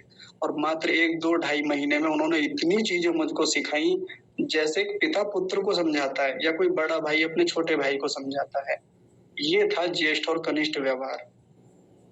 जबकि उनके पास एक ऑप्शन था, उनके पास ये ऑप्शन था कि रिजेक्ट कर देते, मुझको मना कर देते कि जी हम आपको नहीं रख सकते, आप जा सकते हैं, आपके पीछे तो इतना टाइम लगाना पड़ रहा है हमको, आपको तो अभी चीज़ें ही नहीं आती, आप कैसे तो आपको सिखाएँ और फिर कैसे आगे आपको सीधा काम पे बिठा दें। बहुत टाइम तो आपको केवल सिखाने में जा रहा है, जबकि उनके पीछे कोई बाध्यता नहीं थी। उनको ऊपर से ऑर्डर था कि आप कोई बंदा हायर कीजिए बस कहीं से भी। उनको खूब एक्सपीरियंस वाले बंदे मिल सकते थे उस लाइन के, लेकिन नहीं, उन्होंने सोचा कि कैपेबिलिटीज़ हैं इस बंदे के भीतर तो इसको बढ़ाना चाहिए और उन्होंने बढ़ाया आगे। वो एक अलग बात है कि फिर वहाँ से ट्रांसफ़र हुआ और फिर उसके कुछ 1 डेढ़ महीने बाद मैंने नौकरी छोड़ दी। वो कहानी ख़ैर अलग है, लेकिन मैं केवल यहाँ ज्येष्ठ और कनिष्ठ व्यवहार की बात बता रहा हूँ। ऐसे शानदार लोग हम अपेक्षा करते हैं कि ऐसे मिले हमको सीनियर या ऐसे जूनियर हमको मिल जाएँ, लेकिन उसके लिए हमारा भी व्यवहार होना चाहिए। बहुत सारी चीज़ें होती हैं ज्येष्ठ और कनिष्ठ व्यवहार में। लेकर के घर के परिवार के छोटे से सदस्य से लेकर बड़े बुजुर्ग जो हैं हमारे, उनके प्रति व्यवहार और बाहर के व्यवहार, हमारे टीचर्स के साथ व्यवहार, टीचर्स का अपने स्टूडेंट्स के साथ व्यवहार, पड़ोसियों के साथ हमारा व्यवहार, समाज में जहाँ जाते हैं उनके प्रति व्यवहार, तो वहाँ ये ज्येष्ठ और कनिष्ठ व्यवहार यथा योग्य परस्पर हमको मान्य करना ही चाहिए। जैसा करते हैं हम दूसरे के साथ, फिर वैसा ही हमको हमारे पास भी लौट के आता है, या जैसी हम अपेक्षा करते हैं दूसरों से कि दूसरा हमारा मान्य करे, हमारा मान करे, तो फिर हम भी तो वैसा करें दूसरे के साथ। ठीक है जी, तो इसमें तो इतनी बात है, बाकी तो खैर आप सब जानते ही हैं। इस वाले व्यवहार में तो ज्यादातर लोग कुशल ही हैं, तो कोई बहुत विशेष बताने की आवश्यकता नहीं है। हाँ, बताने के पीछे का एक उद्देश्य ये था, जो मैं और एक बात कह देना चाहता हूँ, गंभीर बात है। जैसे मैंने अपना ही उदाहरण रखा कि जीवन का एक बहुत बड़ा समय उस खराब व्यवहार में निकल गया, जहाँ हमको ये व्यवहार करना तक नहीं आता था कि अपने बड़े भैया से कैसे बोले कैसा सही व्यवहार या खराब व्यवहार उनके साथ करें, नहीं आया कहीं, वो समझ बनी नहीं। और कभी किसी ने बिठा के तक नहीं समझाया कि ऐसे करना है, ऐसे मत बोलो, गाली नहीं देते बड़े भैया को, नहीं समझाया किसी ने। खराब स्थितियां थी, कभी किसी टीचर तक ने नहीं बताया, खूब लड़े झगड़े हम, खूब गाली गलौज सब कुछ हुआ हमारे मध्य, लेकिन कभी कोई टोकने वाला ठीक से नहीं था, या बाकी व्यवहारों को सिखाने वाला नहीं था कि आप ऐसा व्यवहार कीजिए। तो ये बात बहुत लंबे समय बाद जाके चुभने लगी हमको कि भाई जो चीजें हमको उस परंपरा से या ऊपर से नहीं मिली, अब मैं नहीं चाहता कि कम से कम मेरे संपर्क में जितने बालक रहेंगे, कनिष्ठ रहेंगे, मैं उनको इस चीज से वंचित होने दूं, वंचित नहीं होने देंगे। अब जो भी बालक मिलता है, जैसे पहले मैं एक और उदाहरण देता हूँ, तब इस बात को और क्लियर कर लेंगे। ये व्यवहारिक बातें हैं। एक दिन की बात है, मैं अपने जीवन की एक घटना बताता हूँ, बहुत मजेदार है और बड़ा आज भी चुभती है वो मुझको। हमारे घर पे कुछ रिश्तेदार बैठे हुए थे, मेहमान थे। अब उनमें एक थे हमारे फूफा जी, जो बस 2 गांव छोड़ के उनका घर है, यानी ग्रामीण व्यक्ति हैं वो, ग्रामीण है। फूफा जी हैं, वो इधर बैठे हुए हैं एक तरफ खाट पे, एक तरफ हमारे एक जीजा जी बैठे हुए हैं, मतलब हमारी एक दीदी है, ताऊ जी की लड़की, उनके पति वो जीजा जी, वो शहर से हैं, शहरी माहौल में रहे हैं वो ज्यादातर, वो दूसरी तरफ बैठे हुए हैं। हम स्कूल से आए, स्कूल से आने के बाद में पता है क्या हुआ, मैंने क्या उनको संबोधन बोला, मैंने क्या कहा था उनके लिए, मैंने कहा था, ध्यान से सुनेंगे सभी, गांव में लोगों को राम राम की जाती है ना, हमको नमस्ते जी कभी सिखाया ही नहीं गया। स्कूल में प्रणाम चलता था बस, इसके अलावा कहीं कोई प्रणाम नमस्ते कुछ नहीं होता था। गांव में तो सबको राम राम, ताऊ, और ताऊ जी भी नहीं, ताऊ बोलते थे सीधा, चाचा जी नहीं चाचा बोलते थे, पापा जी नहीं पापा बोलते थे, ये हमारा व्यवहार था। तो मैंने क्या बोला था, मैंने बोला फूफा राम राम, जीजा जी नमस्ते, ये मैंने संबोधन किया था। आप सोच रहे हैं एक 7वीं 8वीं कक्षा में पढ़ने बालक की स्थिति क्या थी। मैंने बोला फूफा राम राम, फूफा जी ने फूफा बोला था, आज भी याद है मुझे, और जीजा जी नमस्ते ऐसा बोला था। ऐसा ही सीखा था दूसरों से, ऐसा ही देखा था। और जैसे मैंने ऐसे बोला, वो सब लोग हंस पड़े। उनका हंसना था कि मेरी मतलब भीतर से वो स्थिति हो गई जैसे काटो तो खून नहीं। अब कुछ बोल नहीं पाए, भीतर जाके कमरे में चला गया मैं, और फिर भीतर से निकला ही नहीं। और मेरे जीवन के कितने ऐसे वर्ष वो भीतर ही रह गए उस कमरे में, जब कितने रिश्तेदार आए, कितने घर से गए, और मैं घर से कभी बाहर आया ही नहीं। घर से बाहर ना आने का मतलब, यदि मुझे पता चल जाए कि कोई रिश्तेदार आए हैं बाहर से, तो मैं उनके कभी बाहर उनके सामने नहीं आता था। इतनी मेरे भीतर ऐसी डिमोटिवेशन या इतनी हेजिटेशन कहाँ से आ गई, इतनी झिझक मैं बता नहीं सकता। भीतर ही भीतर एक ऐसी रुलाई फूटती थी कि मैं क्या जाके बात करूं। मजे लेते हैं सब मुझसे, मेरा मजाक उड़ाते हैं, उपहास करते हैं। ये अपने जीवन की बात बता रहा हूँ। लेकिन उन रिश्तेदारों ने या उन बड़े लोगों ने कभी ये नहीं सोचा कि ये कनिष्ठ है हमारा, इसको व्यवहार बताया जाए, सिखाया जाए, कभी किसी ने नहीं बोला। और इसी प्रक्रिया में जीवन का एक बहुत बड़ा हिस्सा इसी व्यवहार में निकल गया। जो व्यवहार सीखना था बच्चे को बचपन में, नहीं सीख पाए। आज कोई बालक आता है, जैसे हमारे ताऊ जी के पोते पोतियां आते हैं, 3-4 बच्चे उनके, तो वो आते हैं घर पे। अब वो क्या करते हैं आके, जैसे शुरू का बताता हूँ, वो मुझको बोलेंगे चाचा जी नमस्ते, छोटी बहन को बोलेंगे दीदी नमस्ते, बाबा जी नमस्ते, चाचा जी नमस्ते या मम्मी नमस्ते। हमारी जो माँ है उनको मम्मी बोलते हैं बच्चे, सबको नमस्ते। मैंने कहा रुको रुको, इधर आओ, इधर यहाँ आओ जल्दी। फिर बैठाया उनको बच्चों को और क्या कहा, ऐसे मत बोला करो कि दीदी नमस्ते, चाचा जी नमस्ते, ताऊ जी नमस्ते। सबको अलग अलग नाम लेने की आवश्यकता नहीं।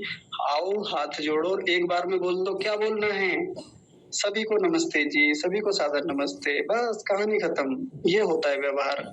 ये बच्चों को एक बार सिखा दिया और अब वो बच्चे जब भी आते हैं ऐसे ही व्यवहार करते हैं। उनको आज तक कंफ्यूजन नहीं है कि किसको नमस्ते करनी है, किसको राम राम करनी है या सभी को सादर नमस्ते कैसे करनी है। पैर इसके छूने, उसके नहीं छूने जी, या उसके नहीं छूने, इसके छूने हैं।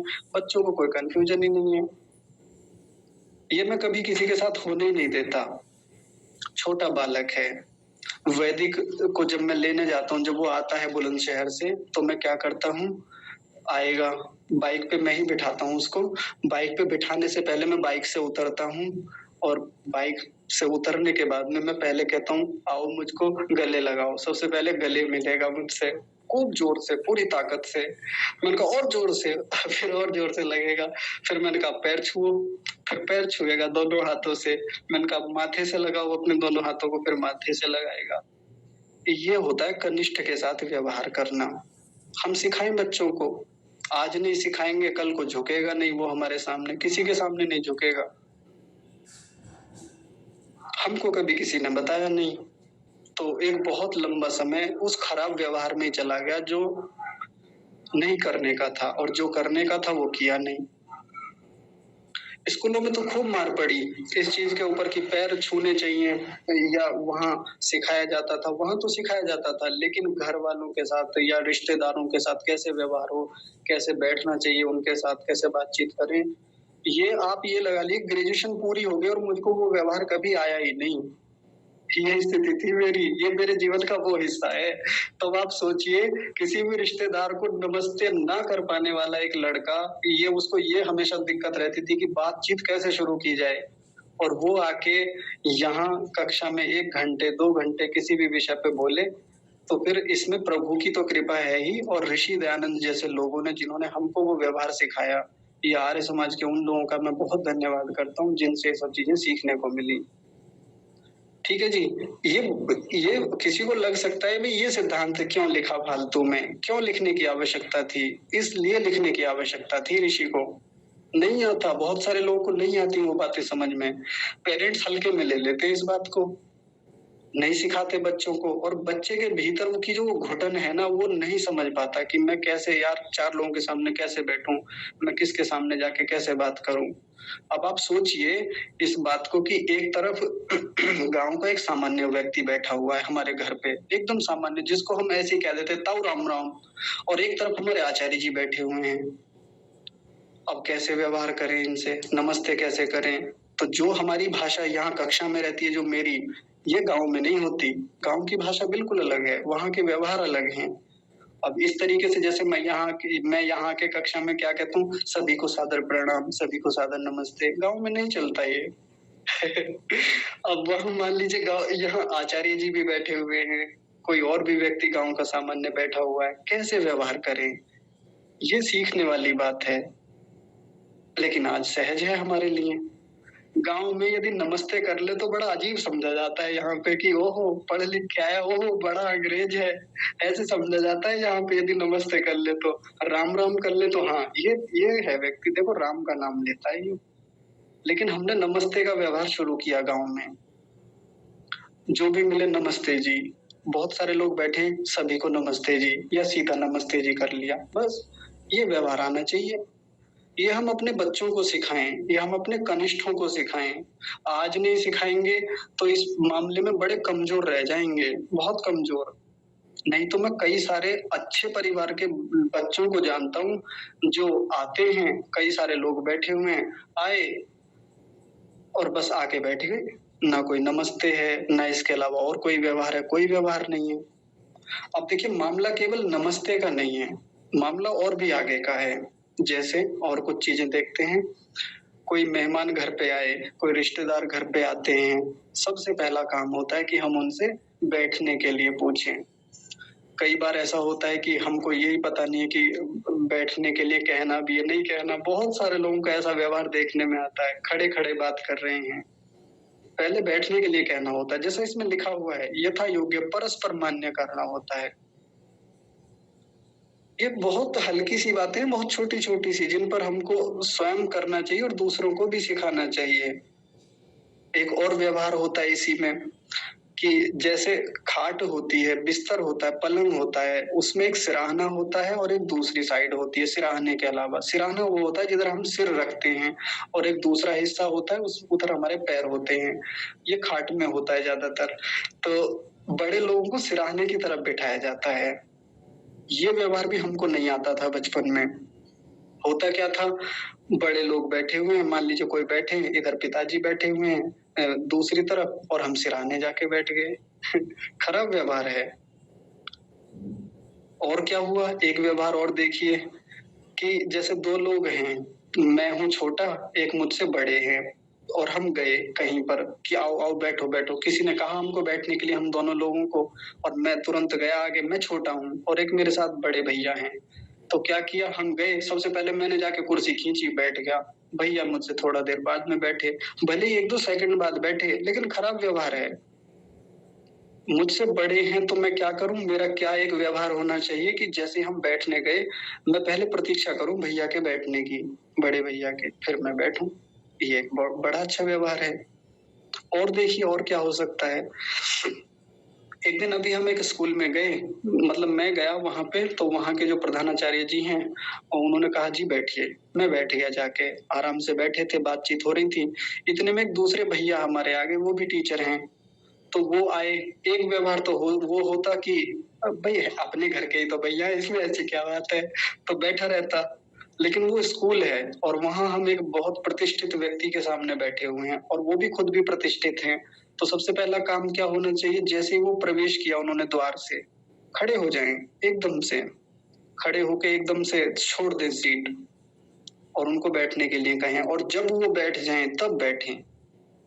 दिखने में बड़ी छोटी-छोटी सी बातें हैं, बहुत हल्की-हल्की सी, लेकिन बड़ी व्यावहारिक चीज़ें हैं। हमको ये व्यवहार सिद्ध बनाती हैं, व्यवहार कुशल बनाती हैं।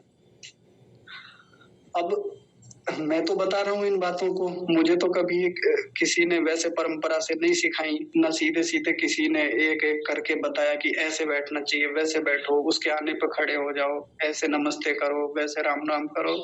किसी ने नहीं सिखाया। तो मुझसे स्वाभाविक है कि गलतियाँ हो जाएँ, हो जाती हैं, किसी से होती हैं, किसी से भी हो जाएँ।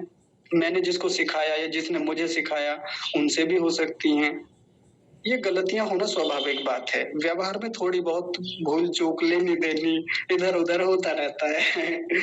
लेकिन जब ये बहुत अधिक डिग्री पे होने लगे, तो फिर चिंता की बात है, वो व्यवहार ठीक नहीं है। जब वो ही हमारे जीवन का हिस्सा बन जाए, वो खराब बात है। तो वैसे तो मैं तो हज़ारों उदाहरण दे सकता हूँ, पूरा दिन बात कर सकता हूँ इस ज्येष्ठ-कनिष्ठ व्यवहार पे। कितने ही सारे उदाहरण अपने घरों के हैं, बाहर के हैं, आप सब लोगों के जीवनों के भी हैं। स्कूल का व्यवहार है, बाहर का किसी इंस्टीट्यूशन का व्यवहार है, अपनी कंपनी का, ऑफ़िस का कोई व्यवहार हो सकता है। कितनी बातें हो सकती हैं इसको लेकर के। तो इन चीज़ों पर हमें काम करना चाहिए। एक देखिए बातें याद आती रहती हैं, तो एक बात और याद आ गई, इसी में मैं बता देता हूँ।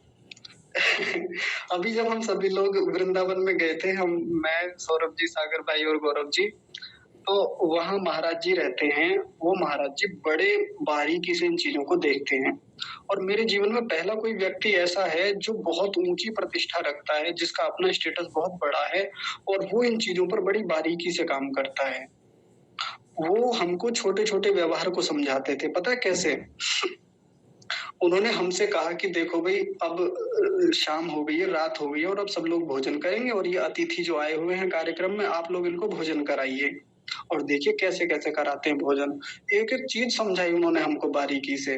देखो थाली को ऐसे पकड़ना चाहिए, इधर से, ऐसे नहीं कि ऐसे ले जाके रख दी, इधर से पकड़िए, गिलास को नीचे से पकड़िए, ऐसे उनसे प्रेम से जाके मुस्कुराते हुए बात कीजिए, उनसे ऐसे बात कीजिए और इसका मुख ऐसे होना चाहिए, रोटी इधर रखिए, इधर नहीं, इधर रखिए, सब्जी इधर, इसमें नहीं, इधर डालिए, ऐसे कर कर के किसी को लगेगा इन बातों को बताने की आवश्यकता है ना, रोटी को इधर रखो या उधर रखो, रोटी तो खानी है, इसमें ऐसा क्या है?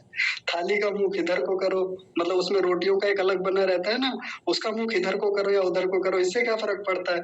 फ़र्क पड़ता है। एक-एक चीज़ का, एक-एक व्यवहार का, हमारी एक-एक क्रिया का अंतर जाता है सामने वाले पे। रोटी पूछने का तरीका, उस पे भी एक व्यवहार जाता है। एक तो होता है कि लेके गए, मान लीजिए एक थाली में रोटी लेके गया प्लेट में और जाके रोटी, हाँ, एक सीधा जाके कहा थाली वो सॉरी प्लेट आगे करते हुए रोटी। एक तो ये तरीका जो आमतौर पे भंडारे में, पंगत में ये सब होता है। हाँ जी, रोटी बोलो रोटी। एक तो ये तरीका है जो आमतौर पे चलता है, और एक दूसरा तरीका क्या है? जी, एक रोटी रख दूँ आपके लिए? अरे एक, बस एक ले लीजिए। एक ये भी नहीं, एक वो बड़ा खराब व्यवहार मुझे लगता है कि जब घरवाले भी कई बार अत्यधिक आतिथ्य करने के चक्कर में रोटी रख ही देते हैं। अजी लोगे कैसे नहीं? अरे एक और चलेगी अभी, और वो रख दी, जबकि उस व्यक्ति के भीतर क्षमता है ही नहीं एक और रोटी की। अगर वो एक और खा ले तो उसकी पहली भी बाहर आ जाए ये स्थिति। लेकिन ना, रख देते हैं ज़बरदस्ती, खराब व्यवहार है। ये ज्येष्ठ और कनिष्ठ व्यवहार में आता है ये, कोई बाहर की बातें नहीं है। बिल्कुल सौरभ जी कह रहे हैं, अरे खा लो पड़ी रहेगी।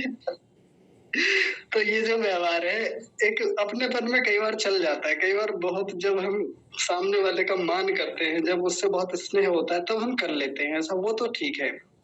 लेकिन वहाँ रोटी पूछने का तरीका या बाकी सब्जी पूछने का तरीका कि सब्जी लेंगे, एक तो क्या है कि सीधा चमचा लिया और अजी लेंगे कैसे नहीं, एक और चलेगी।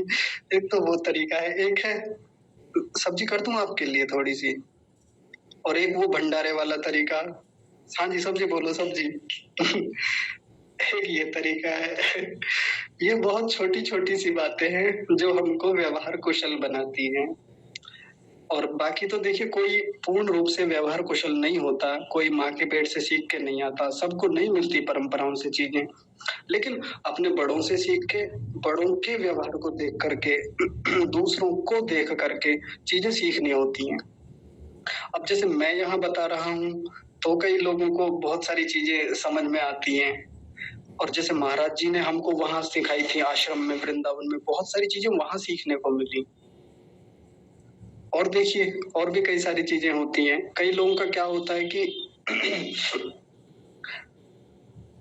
जैसे खाना खाया, खाना खाने के बाद में एक खराब व्यवहार ये होता है कि मैं बहुत सारे लोगों को देखता हूँ कि उनकी थाली को यदि देखें खाना खाने के बाद में, तो ऐसा लगता ही नहीं है कि किसी मनुष्य ने भोजन किया है। हाँ, लगता ही नहीं है कि किसी मनुष्य का किया हुआ भोजन है।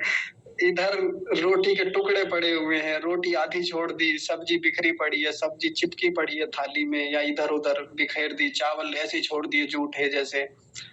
ये ये भी बड़े खराब व्यवहार हैं। सीधे-सीधे ज्येष्ठ कनिष्ठ व्यवहार से नहीं जुड़ते, लेकिन फिर भी ये व्यावहारिक चीजें हैं जिस पर ध्यान देना चाहिए। सौरभ जी जानते हैं हमारी थाली कैसी होती है खाना खाने के बाद में। उसमें दोबारा किसी को दे दो, वो ये ना कहेगा कि भाई यार उसकी थाली में कर दी। ऐसी बिल्कुल चाट के रख देते हैं उसको, बिल्कुल साफ करके, स्वच्छ लगे कि हाँ किसी मनुष्य ने भोजन किया है। ये कुछ ऐसी व्यवहारिक बातें हैं जिस पर ध्यान रखना चाहिए, ध्यान देना चाहिए हमको।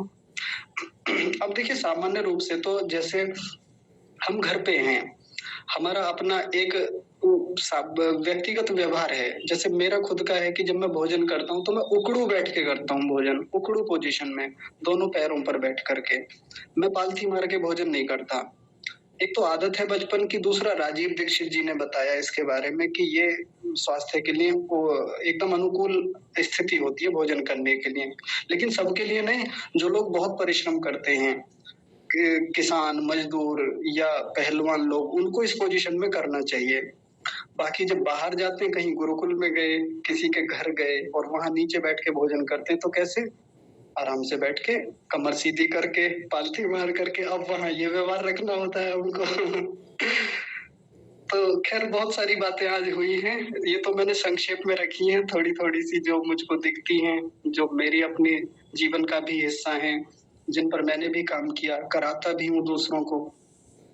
तो बाकी आपके जीवन में भी हो सकती हैं और मैं तो हमेशा तत्पर रहता हूँ। कोई छोटा भी मुझको बताए तो मैं वहाँ भी तत्पर रहता हूँ। देखिए ज्येष्ठ कनिष्ठ व्यवहार में ये भी एक बात होती है कि छोटा कोई हमें हमारी गलती बताता है, कोई हमसे जूनियर है और हमसे एकदम हमारे सामने बिल्कुल बालक भी है और वो हमको हमारी गलती बताए, हमारा कोई व्यवहार बताए, स्वीकार करें।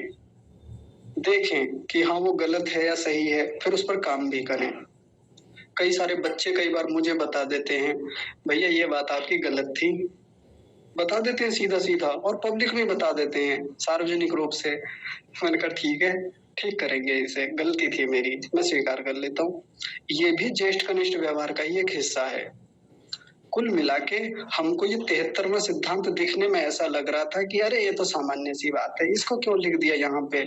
कहाँ ईश्वर की बातें शुरू हुई थी इस पुस्तक में और कहाँ ये ज्येष्ठ कनिष्ठ व्यवहार। लेकिन बड़ा महत्वपूर्ण है जीवन के एक-एक संदर्भ से जुड़ी हुई बात है। जैसे मैं भी एक बात बता रहा था ना आश्रम में वहाँ खाना पकड़ने के थाली पकड़ने के तरीके, दूसरे को भोजन कराने का तरीका, ये सब चीज़ें बड़ा प्रभाव डालती हैं, सच में डालती हैं। जिस व्यक्ति का हम आतिथ्य कर रहे हैं ना उसके मन पर इन सब चीज़ों का प्रभाव जाता है। उस व्यक्ति का हमारी दृष्टि में कितना सम्मान होना चाहिए, कितना नहीं होना चाहिए, ये सब बातें वहीं से पता चल जाती हैं। एक जगह का मैं नाम नहीं लूँगा, ऐसे बता देता हूँ बस आपको। हम वहाँ गए और जब हम वहाँ पे पहुँचे तो हाँ, इतनी व्यावहारिकता उन्होंने हमारे साथ रखी कि आइए बैठ जाइए, बैठ गए। उनको बोला जो वहाँ पर रहते थे कि इनको पानी पिलाइए, पानी पिला दिया। जबकि हम गए वहाँ उनके काम से ही थे। देखिए मज़ेदार बात। इसके बाद क्या हुआ भोजन कीजिए। तो एक जिसके यहाँ हम गए हुए हैं तो भोजन करते समय का एक क्या तरीका होता है अच्छा भोजन ठीक बना है ना? अच्छा कुछ आवश्यकता तो नहीं है? अरे नमक, मिर्च या कुछ ऐसा तो नहीं चाहिए? अरे पानी तो और नहीं चाहिए? एक ये व्यवहार होता है। लेकिन उन्होंने कुछ नहीं पूछा इस विषय में। और जब हमने भोजन कर लिया तो एक और क्या व्यवहार होता है? क्या व्यवहार होता है भोजन करने के बाद में आप लोगों ने ठीक से भोजन तो कर लिया ना? मतलब अच्छा लगा भोजन कि नहीं लगा? एक ये भी व्यवहार होता है। भोजन करने बैठे उसके बाद उठने तक लेकर उस विषय में कोई चर्चा नहीं है। है ना? तो ये भी एक व्यवहार का ही हिस्सा है और ये हमको अपने छोटों के साथ, बड़ों के साथ ये करना ही चाहिए। ऐसे ढेर सारी चीज़ें हैं। ठीक है, तो आज के इस विषय को यहीं रखें।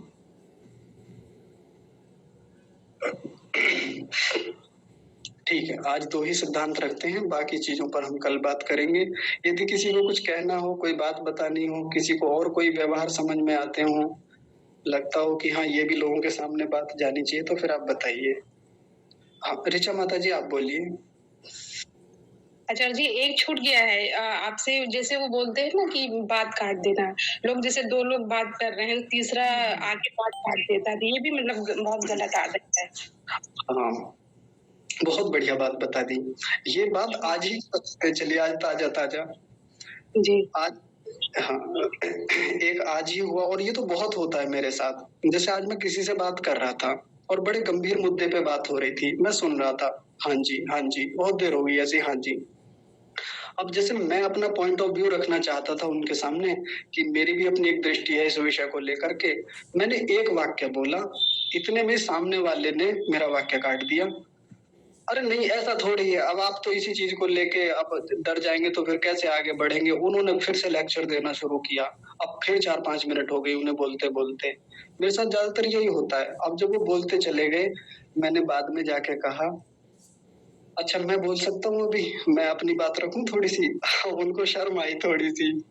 मैंने कहा देखिए आप इतनी देर से बोल रहे थे, 10 मिनट आपने पहले लिए, 2-3 मिनट अब लिए। मैं केवल हाँ, हूँ ही कर रहा हूँ इतनी देर से, आपकी बातों को बड़े ध्यान से सुन रहा हूँ।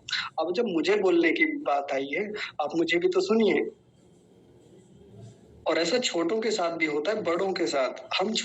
हम बड़ों की तो सुन लेते हैं। मान लीजिए कोई बड़ा हमारे सामने बोल रहा है, तब तो हम बड़े ध्यान से सुनेंगे चीज़ों को, नहीं टोकेंगे, उनकी बात को नहीं काटेंगे। लेकिन जब हमसे कोई छोटा बोल रहा हो, वहाँ कई बार हम गलती कर जाते हैं। अरे सुन, अरे तू ही बोले जाएगा, अरे मेरी भी तो सुन। ऐसे करके नहीं रोकना चाहिए, छोटे बच्चों की बात पूरी होने दें। यह रोकने का भी एक तरीका होता है, क्योंकि कई बार सामने वाला भले ही हमसे बड़ा है या छोटा है, अब वो किसी ऐसे मुद्दे पे बात कर रहा है जो बहुत महत्वहीन है, तर्कहीन बातें हैं या काम की बात नहीं है। तो ऐसे में रोकना भी कई बार ज़रूरी हो जाता है। तो रोकने का एक तरीका होता है, टोकने का भी एक तरीका है, शैली है। कैसे? क्षमा कीजिएगा, मैं आपको रोकता हूँ। छोटा भी है तब भी क्षमा माँग के, बड़े हैं तब भी क्षमा कीजिएगा, आज ये बातें यहीं बंद करनी पड़ेंगी और हम कल बात करें या अभी मुझे किसी काम के लिए निकलना है, ऐसे करके बोल दें। तो ये भी एक बड़ा ध्यान में रखने वाली चीज़ है। माताजी ने बहुत बढ़िया किया ये चीज़ याद दिला दी। इसमें मैं एक ये बात यहाँ ये भी कहना चाहता हूँ कि कई बार जैसे कक्षा में भी होता है ना, जैसे पीछे व्यक्तिगत मुझको कहते हैं कई लोग कि आप कैसे किसी को सुन लेते हैं बाद में। जैसे कक्षा में कई बार पीछे सबसे अंत में कोई व्यक्ति बोलते हैं, अब बोलते बोलते बहुत देर हो गई, बोल रहे हैं लगातार। अब उनको मैं रोकता नहीं, कई बार टोकता नहीं, मैंने कहा बोलने दीजिए। तो इसके पीछे का मेरा ये उद्देश्य रहता है कि भाई जब कक्षा में 1 घंटे मैं बोला, 1.5 घंटे मैं बोला, तो अब यदि कोई व्यक्ति 5 मिनट बोले तो सुन ले। अब इसमें ऐसा क्या है, क्योंकि उन्होंने भी तो 1 घंटे झेला है ना मुझको। चलिए ठीक है फिर।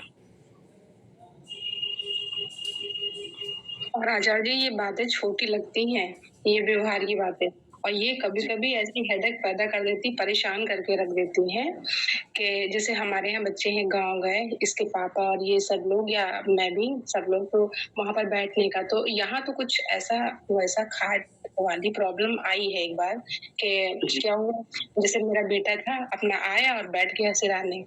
तो फिर इसके चाचा जी ने और उन्होंने बोला कि तुम्हें सिखाया नहीं गया? ये इधर पैताने बैठते, मतलब पैर के साइड में बैठते हैं। फिर उनको विधवा कि बड़ा आया तो ऐसे, छोटा तो ऐसे, पूरा बताया। तुमको सिखाया नहीं गया? मम्मी ने नहीं सिखाया। तो भाई ठीक है, उसने आके मुझसे बताया, तो मैंने कहा हाँ, खैर मेरी तो फॉल्ट है, लेकिन इस विषय पे तो मैंने कभी ध्यान ही नहीं दिया कि हाँ चलो मेरे यहाँ खाट नहीं है कभी। अच्छा, बेड में क्या होता है, लेटने का कभी इधर सर कर लेते हैं, कभी उधर भी कर लेते हैं, तो इस ऐसा कभी मतलब में नहीं समझाना चाहिए। लेकिन वो जाके वहाँ पे तुम्हारी मम्मी ने नहीं सिखाया जी। अरे पापा भी तो हैं हमारे, मतलब पापा ने, और कोई अच्छा काम बच्चे करेंगे, हाँ पापा ने बताया है, इसकी माँ पे इसकी आदत गई है। तो ऐसा भी लोग, और ये है छोटी सी चीजें, लेकिन ये माइंड कर जाती है, मतलब हमें ही क्यों बोलते हैं, हमें ही। और ग्लास पानी देने का तो वाकई सिखाना चाहिए। तो जैसे आपने बताया ना कि ऊपर नहीं पकड़ना चाहिए, नीचे से पकड़ना चाहिए, तो एक बार ऐसे ही मैंने भी ऐसे किया, मतलब बहुत साल पहले। तो मैंने सोचा मैं ऊपर से पकड़ लूंगी ताकि नीचे से जो कोई पकड़ेगा नीचे से पकड़ लेगा। तो मैं देने गई, कोई गेस्ट लोग आए थे, तो मैं ऐसे लेके गई, मैंने उठा के ऐसे, तो अरे नहीं ऐसे नहीं, ऐसे पकड़िए। तो मुझे बड़ी झेम सी लगी। मैंने अपना आईक्यू लगाया कि भाई ऐसे पकड़ेगा, लेकिन जो नियम होता है कि नहीं भाई ऐसे नहीं, वो मतलब या तो उठा ले ट्रे से, या तो फिर आप नीचे से पकड़िए ताकि वो ऊपर से पकड़े। तो जिसमें हम लोग सोचते नहीं, दिमाग नहीं लगाते हैं, वो चीज़ कभी-कभी ना आप मतलब शर्मिंदगी झेलनी पड़ जाती है दूसरों के सामने। तो ये बहुत व्यवहारिक बातें हैं जो आपने बताई हैं, जिन पर लोग जल्दी से माइंड नहीं करते, लेकिन समाज के बीच में अगर उनको टोक दिया जाता है, फिर उनकी बड़ी शर्मिंदगी होती है। और जैसे छोटे-बड़े का व्यवहार, तो मेरे यहाँ मुझसे बड़ी बहन थी और एक छोटी बहन थी। तो क्या है, जैसे बड़ी वाली कुछ बोलती थी तो मैं उसका मतलब सम्मान करती थी, जो भी हाँ दीदी है, कुछ कह ना दे, डाँट ना दे, तो मेरा। तो मैं छोटे से भी रिस्पेक्ट करती थी, ये भी कुछ कहे, मतलब मैं कुछ बोलूँ तो ये, और मतलब एज़ अ बॉस मैं इनको ट्रीट करूँ, तो मतलब कुछ ऐसा आ जाता है ना माइंड में कि जैसे हम लोग साइकिल से जाते थे 5 किलोमीटर दूर, तो मैं चलाती थी, वो छोटी बहन बैठती थी मेरी, तो मेरा बैग और उसका बैग दोनों वही लिए बैठती थी, कील पे बैठती थी पीछे की साइड में। अब जब मैं साइकिल चलाती, काफ़ी दूर में एक साइड में खूब ऊँची सड़क थी, तो मतलब चढ़ने में बड़ा स्टैमिना लगता था। तो मैं उसको उतारती थी, तुम नीचे उतरो, चलो तुम धक्का मारो। तो धक्का मारती थी थोड़ी दूर तक, फिर मैं बिठा लेती थी। तो वो आके रोती थी, घर में बताया, बोले कि हम उतार देती, धक्का लगवाती हैं। तो मैंने कहा, मतलब बताया कि भई इतना बड़ा बैग है, हम नहीं चला पाते दोनों को बिठा के। तो मेरे घर में समझाया जाता था उसे कि नहीं, इतना तो देखो मानना चाहिए, कहना चाहिए। तो ख़ैर मेरे घर में तो जो मिला है पेरेंट्स से, मुझे बहुत अच्छा मिला है, और बहुत अच्छी चीज़ें सिखाई गई उसको भी, मुझे और सभी को। तो मुझे तो था मैं परफेक्ट हूँ, बट यहाँ दूसरे समाज में आके मतलब अपने से आके लॉस फैमिली में आके बहुत चीज़ों का सामना करना पड़ा। सामना क्या मतलब बहुत चीज़ें बताई गई हैं कि मुझे ऐसे करना चाहिए, वैसे-वैसे। तो जो बात आपने बताई है, बहुत बढ़िया बताई, बहुत अच्छी 101% करेक्ट है, बट इसके अंदर भी और भी बहुत सारे व्यवहार अभी जो आप शायद आप एक्सप्लेन ना कर पाएँ, टाइम की कमी है, तो झेलना पड़ जाता है। वो कब होता है? आपको कोई टोक देगा, फिर आप सोचते रहोगे, इसने मुझे कैसे बोला? नहीं, सही बोला है, हमको ऐसा करना चाहिए था। तो ये छोटी बात नहीं है, बहुत अच्छी बात आपने बोली। जी, बहुत-बहुत आपका धन्यवाद। नमस्ते जी। जी, नमस्ते माता जी। बहुत बढ़िया। काम करते रहेंगे, यदि किसी को और कुछ समझ में आता है तो बताइएगा सभी को। वीणा माता जी आप बोलिए। जी, नमस्ते आचार्य जी, सभी लोग। आचार्य जी, मैं ये पूछ रही थी, ये तो हम जैसे नमस्ते वाला बात जो है तो हम लोग का आज समाज का भाषा है, लेकिन अब तो चलन में आ गया, हर जगह नमस्ते चलने लगा। और ये एक बात और मेरा प्रश्न है कि हाथ को क्रॉस करके पैर छूने का क्या कॉन्सेप्ट है? अच्छा जी। हाँ, ऐसा बताया जाता है अपनी परंपरा में कि जब हमको किसी को पैर छू के नमस्ते करें तो कैसे करें, तो उसके लिए बताया जाता है कि हाथों को क्रॉस करके छूना चाहिए। क्रॉस करके मतलब जैसे सामने वाला व्यक्ति खड़ा हुआ है, तो अब जब हम उसके पैर सीधे सीधे छूने जाएंगे तो उसका दाहिना पैर हमारा बायां हाथ हो जाएगा उधर, उसका बायां पैर होगा उधर, हमारा दाहिना हाथ होगा। तो हम कैसे करें, हाथों को क्रॉस कर लें जिससे कि हमारा दाहिना हाथ उसके दाहिने पैर पे जाके स्पर्श हो और बाएं पैर से हमारा बायां हाथ जाके स्पर्श हो। ऐसे तो होगा ना जब क्रॉस करेंगे तो फिर कैसे करें? तो इसके पीछे क्या विज्ञान है, क्या साइंस है, क्या प्रमाण है, ये तो मुझे खैर नहीं पता, लेकिन बहुत सारे बड़े लोगों को यही कॉन्सेप्ट जानना था, विज्ञान क्या है इसके पीछे। मेरी नतनी से मैं देखी थी कि क्रॉस करके कौन बताए, तो बोले नाना जी बताए क्रॉस करके नथी प्रणाम करने के लिए। तो क्या दाहिना से दाहिना हो गया, बायां से बायां हो गया, लेकिन इसके पीछे क्या रहस्य है उसको जानना था। जी ना, ऐसा कोई रहस्य वगैरह तो मुझे नहीं पता। जी माता जी। जी बोलिए। फिर से लगाते हैं माथे पे। मैं बोलूं आचार्य जी? अनिता माता जी बोल रही है पहले, अनिता वर्मा माता जी।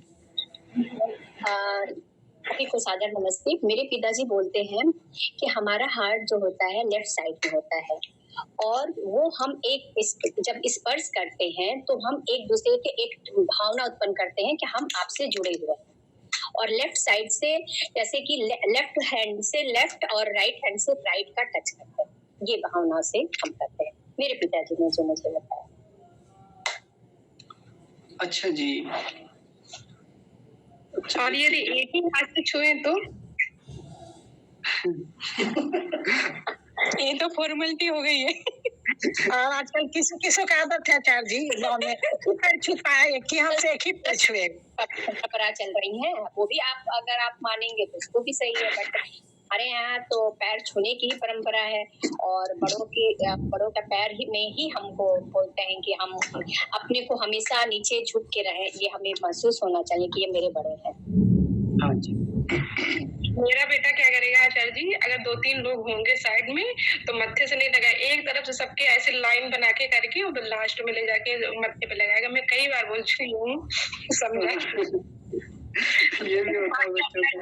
वो क्या करता है, जैसे कोई आएगा तो कहेगा ये तो पैर छुआएंगे, नमस्ते कराएंगे, और कहीं अगर शादी में हम लेके जाएंगे तो जो मेरे रिलेटिव्स होते हैं देखते हैं ना, तो अरे वो मौसी जी आ रही, मामा जी आ रही, अरे दूर से भाग जाते हैं बच्चे, पापा के साथ रहते हैं। और जैसे मैं बुलाती हूँ, यहाँ बेटा, जैसे बच्चे कोई बोलेगा कहाँ है बेटा, वहां पे है, अच्छा बुलाएंगे, चलो आओ यहाँ, तो बस देखेगा कि हाँ पास में मौसी खड़ी है, नानी जी कोई है, अरे आते ही नहीं है, भाग जाते। मैं इनके पापा से बोलती हूँ कि भाई मेरे पास भेजो या तुम लेके आओ, तो क्या, तो अब उनका भी ऐसे ही है। तो मैंने आपकी बात आज यही सुनी कि अगर बचपन से मतलब अभी तो है बच्चा कि अपना करवा सकते हैं तो करेगा, नहीं बाद में बहुत मुश्किल होती है। जैसे आपने एग्जाम्पल अपने भाई का दिया कि जब मैंने स्टार्ट करा तो मुझे बहुत मतलब कितना अपने आप को आपने वो करा होगा कि मतलब मम्मी को माँ बोलने के लिए, भैया के चरण स्पर्श करने के लिए, तो सब लोग नहीं कर पाते हैं बच्चे, तो छोटे से कराना चाहिए। और मेरा सर एक आपसे प्रश्न था, आपने अभी मैंने डाला था आपका कि पिता के पैर लड़की नहीं छूती है, यहाँ इन-लॉज़ के छूती है, वो मतलब कंपल्सरी होता है। तो इसके बारे में आप कुछ अपनी राय रखिए। अच्छा, वैसे ये जो हमारी पुस्तक चल रही है ना, इसमें अंतिम जो सिद्धांत है, 100वां सिद्धांत, वो नमस्ते को लेकर के है। और जब ये नमस्ते वाली बात आएगी, इन सब विषयों को उस दिन ले लेंगे, हम विस्तार से बात करेंगे। ठीक है। अनीता माता जी कुछ कह रहे थे उस समय, आप बताइए। आचार्य जी लंबी बात होगी, फिर कभी बता दूंगी। अच्छा जी, ठीक है। सौरभ जी आप बताइए। सभी को सादर नमस्ते। आचार्य जी, बस मैं यही कह रहा था, जैसे अभी माता जी पूछ रही थी वो पैर छूने के लिए एक हाथ से या दो हाथ से, मेरा अपना व्यक्तिगत मानना है। वैसे मैंने कहीं पढ़ा वढ़ा नहीं है, कहीं सीखा भी नहीं है। ये मेरा व्यक्तिगत मानना है। व्यक्ति अगर पैर छुए, वो चाहे जो भी हो, पैर छूने का बस एक ही मतलब है कि मैं आपका सम्मान करता हूँ, मान्य करता हूँ, बस जितना ही होता है और कुछ नहीं होता। हाँ बिल्कुल। बस यही बात है मूल में, तो जो सौरभ जी ने बताई। बाकी तो आगे की बातें और अच्छी बातें हैं। जी आचार्य जी, ऐसे तो हमने सुना कि आचार्य क्या ऐसे कि नमस्ते ही करना चाहिए, पैर नहीं छूना चाहिए, सबको हाथ जोड़ के नमस्ते ही करना चाहिए और पैर नहीं छूना चाहिए। अपने का, माता पिता का, नाना नानी का, अपने का पैर छूना, बाद बाकी सबको नमस्ते करना चाहिए। कहीं सत्संग में सुने आचार्य जी कि पैर छूने से जो हाथ बढ़ा के आशीर्वाद देता है, तो कुछ ऐसा तरंग निकलता है उसमें कि जो कुछ को आशीर्वाद लगता है। क्या सही गलत है नहीं कर जैसे फिल्मों में दिखाते हैं, वो हाथ रख दिया गुरुजी ने सिर पे और हाथों में से कुछ तरंगे जैसी निकल के जा रही है और शिष्य को बिल्कुल एकदम प्रकाशित कर दिया ऊपर से। ऐसा सुना है मैंने, लेकिन आजकल का तो कोरोना का युग है, कहाँ से आए लोग। ऐसे तो वो संस्कार है, झुकना, पैर के आगे झुकना, सम्मान करना, आदर करना, वो तो संस्कार है, बच्चे से डाला जाता है। आ गया कोई बड़े आदमी परिचित के, तो उसको पैर छूना है अपना। लेकिन कि आजकल फिर कहता है कि नहीं, पैर नहीं छूना चाहिए, सीधे नमस्ते करो। खैर करेंगे इस पे, उस दिन चर्चा करेंगे लंबी। नमस्ते वाली जब बात आएगी ना, सिद्धांत का नाम ही है नमस्ते, तो कैसे करें, कितना करें, हाँ कितना छुए, लड़कियां छुए कि ना छुए, इन सब पर बात करेंगे। ओम सभी को सादर नमस्ते जी।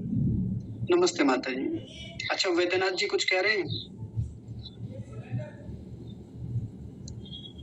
जी हाँ जी। मैं कह रहा हूँ कि हम रोजाना एक्सरसाइज भी करते रहे, अभिवादन भी करें एवं स्वस्थ रहे। धन्यवाद। एक्सरसाइज करें मतलब मैं समझा नहीं। मतलब हाथ जोड़ते हैं, एक्सरसाइज होती है, इस बहाने हम स्वस्थ भी तो रहते हैं ना। इससे कहाँ एक्सरसाइज होती है हाथ जोड़ने से? अगर हाथ जोड़ा एक्सरसाइज हुई, हाथ पैर हिलाया एक्सरसाइज हुई, थोड़ी थोड़ी तो हुई ना। ठीक है, चलिए ऐसी एक्सरसाइज भी करेंगे। हाँ माता जी आप बताइए।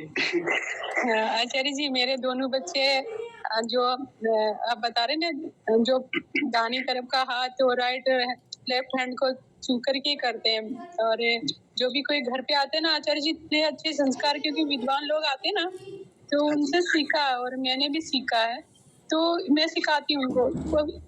कोई मेरे घर पे आ जाता है तो नाश्ता पकड़ा देंगे, चाय बनानी हो तो चाय भी बना के पिला देंगे, और इतने अच्छे से उनको, इतनी अच्छे से व्यवहारिकता आती है, तो इतने लोग प्रसन्न होते हैं, खुश होते हैं, फिर मुझे फोन करके बताते हैं कि आपके बच्चे बहुत अच्छे हैं। हाँ आचार्य जी, इतने अच्छे संस्कार हैं इन दोनों में।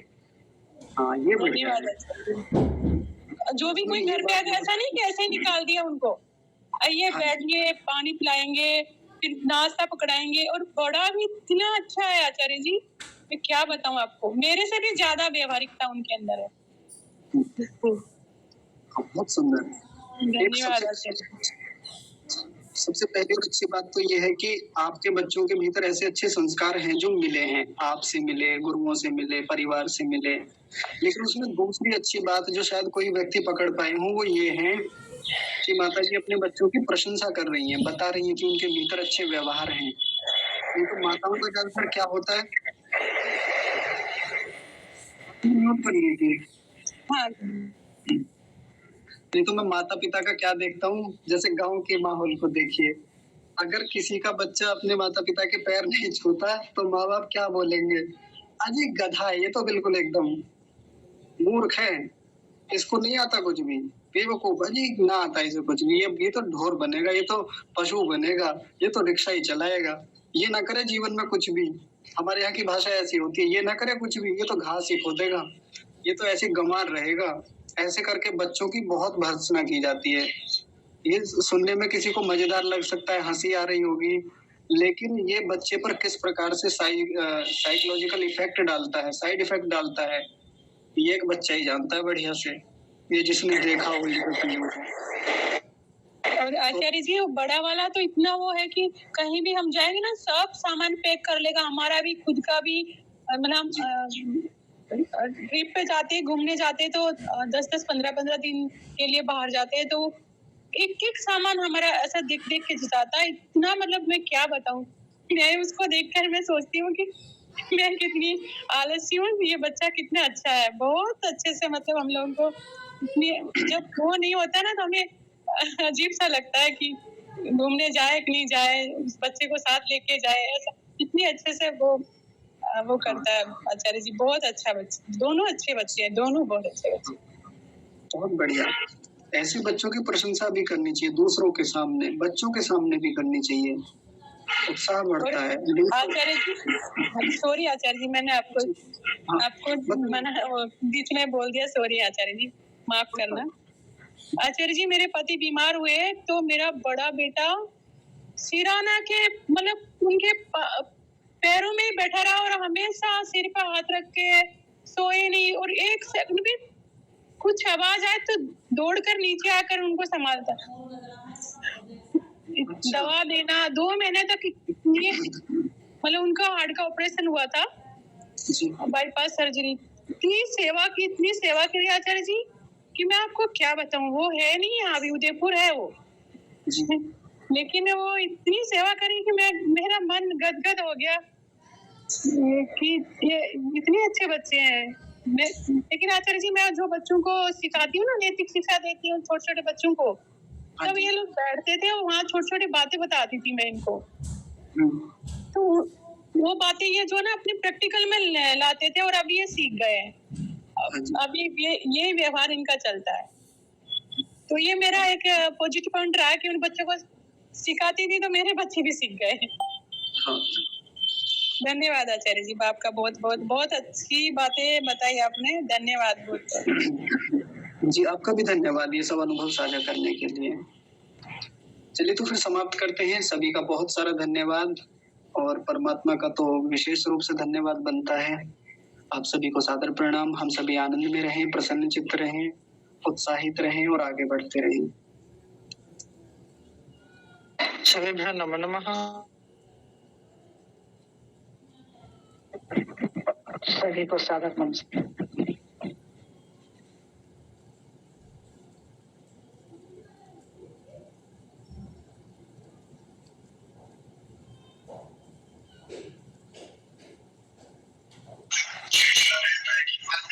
सभी को सादर नमस्कार।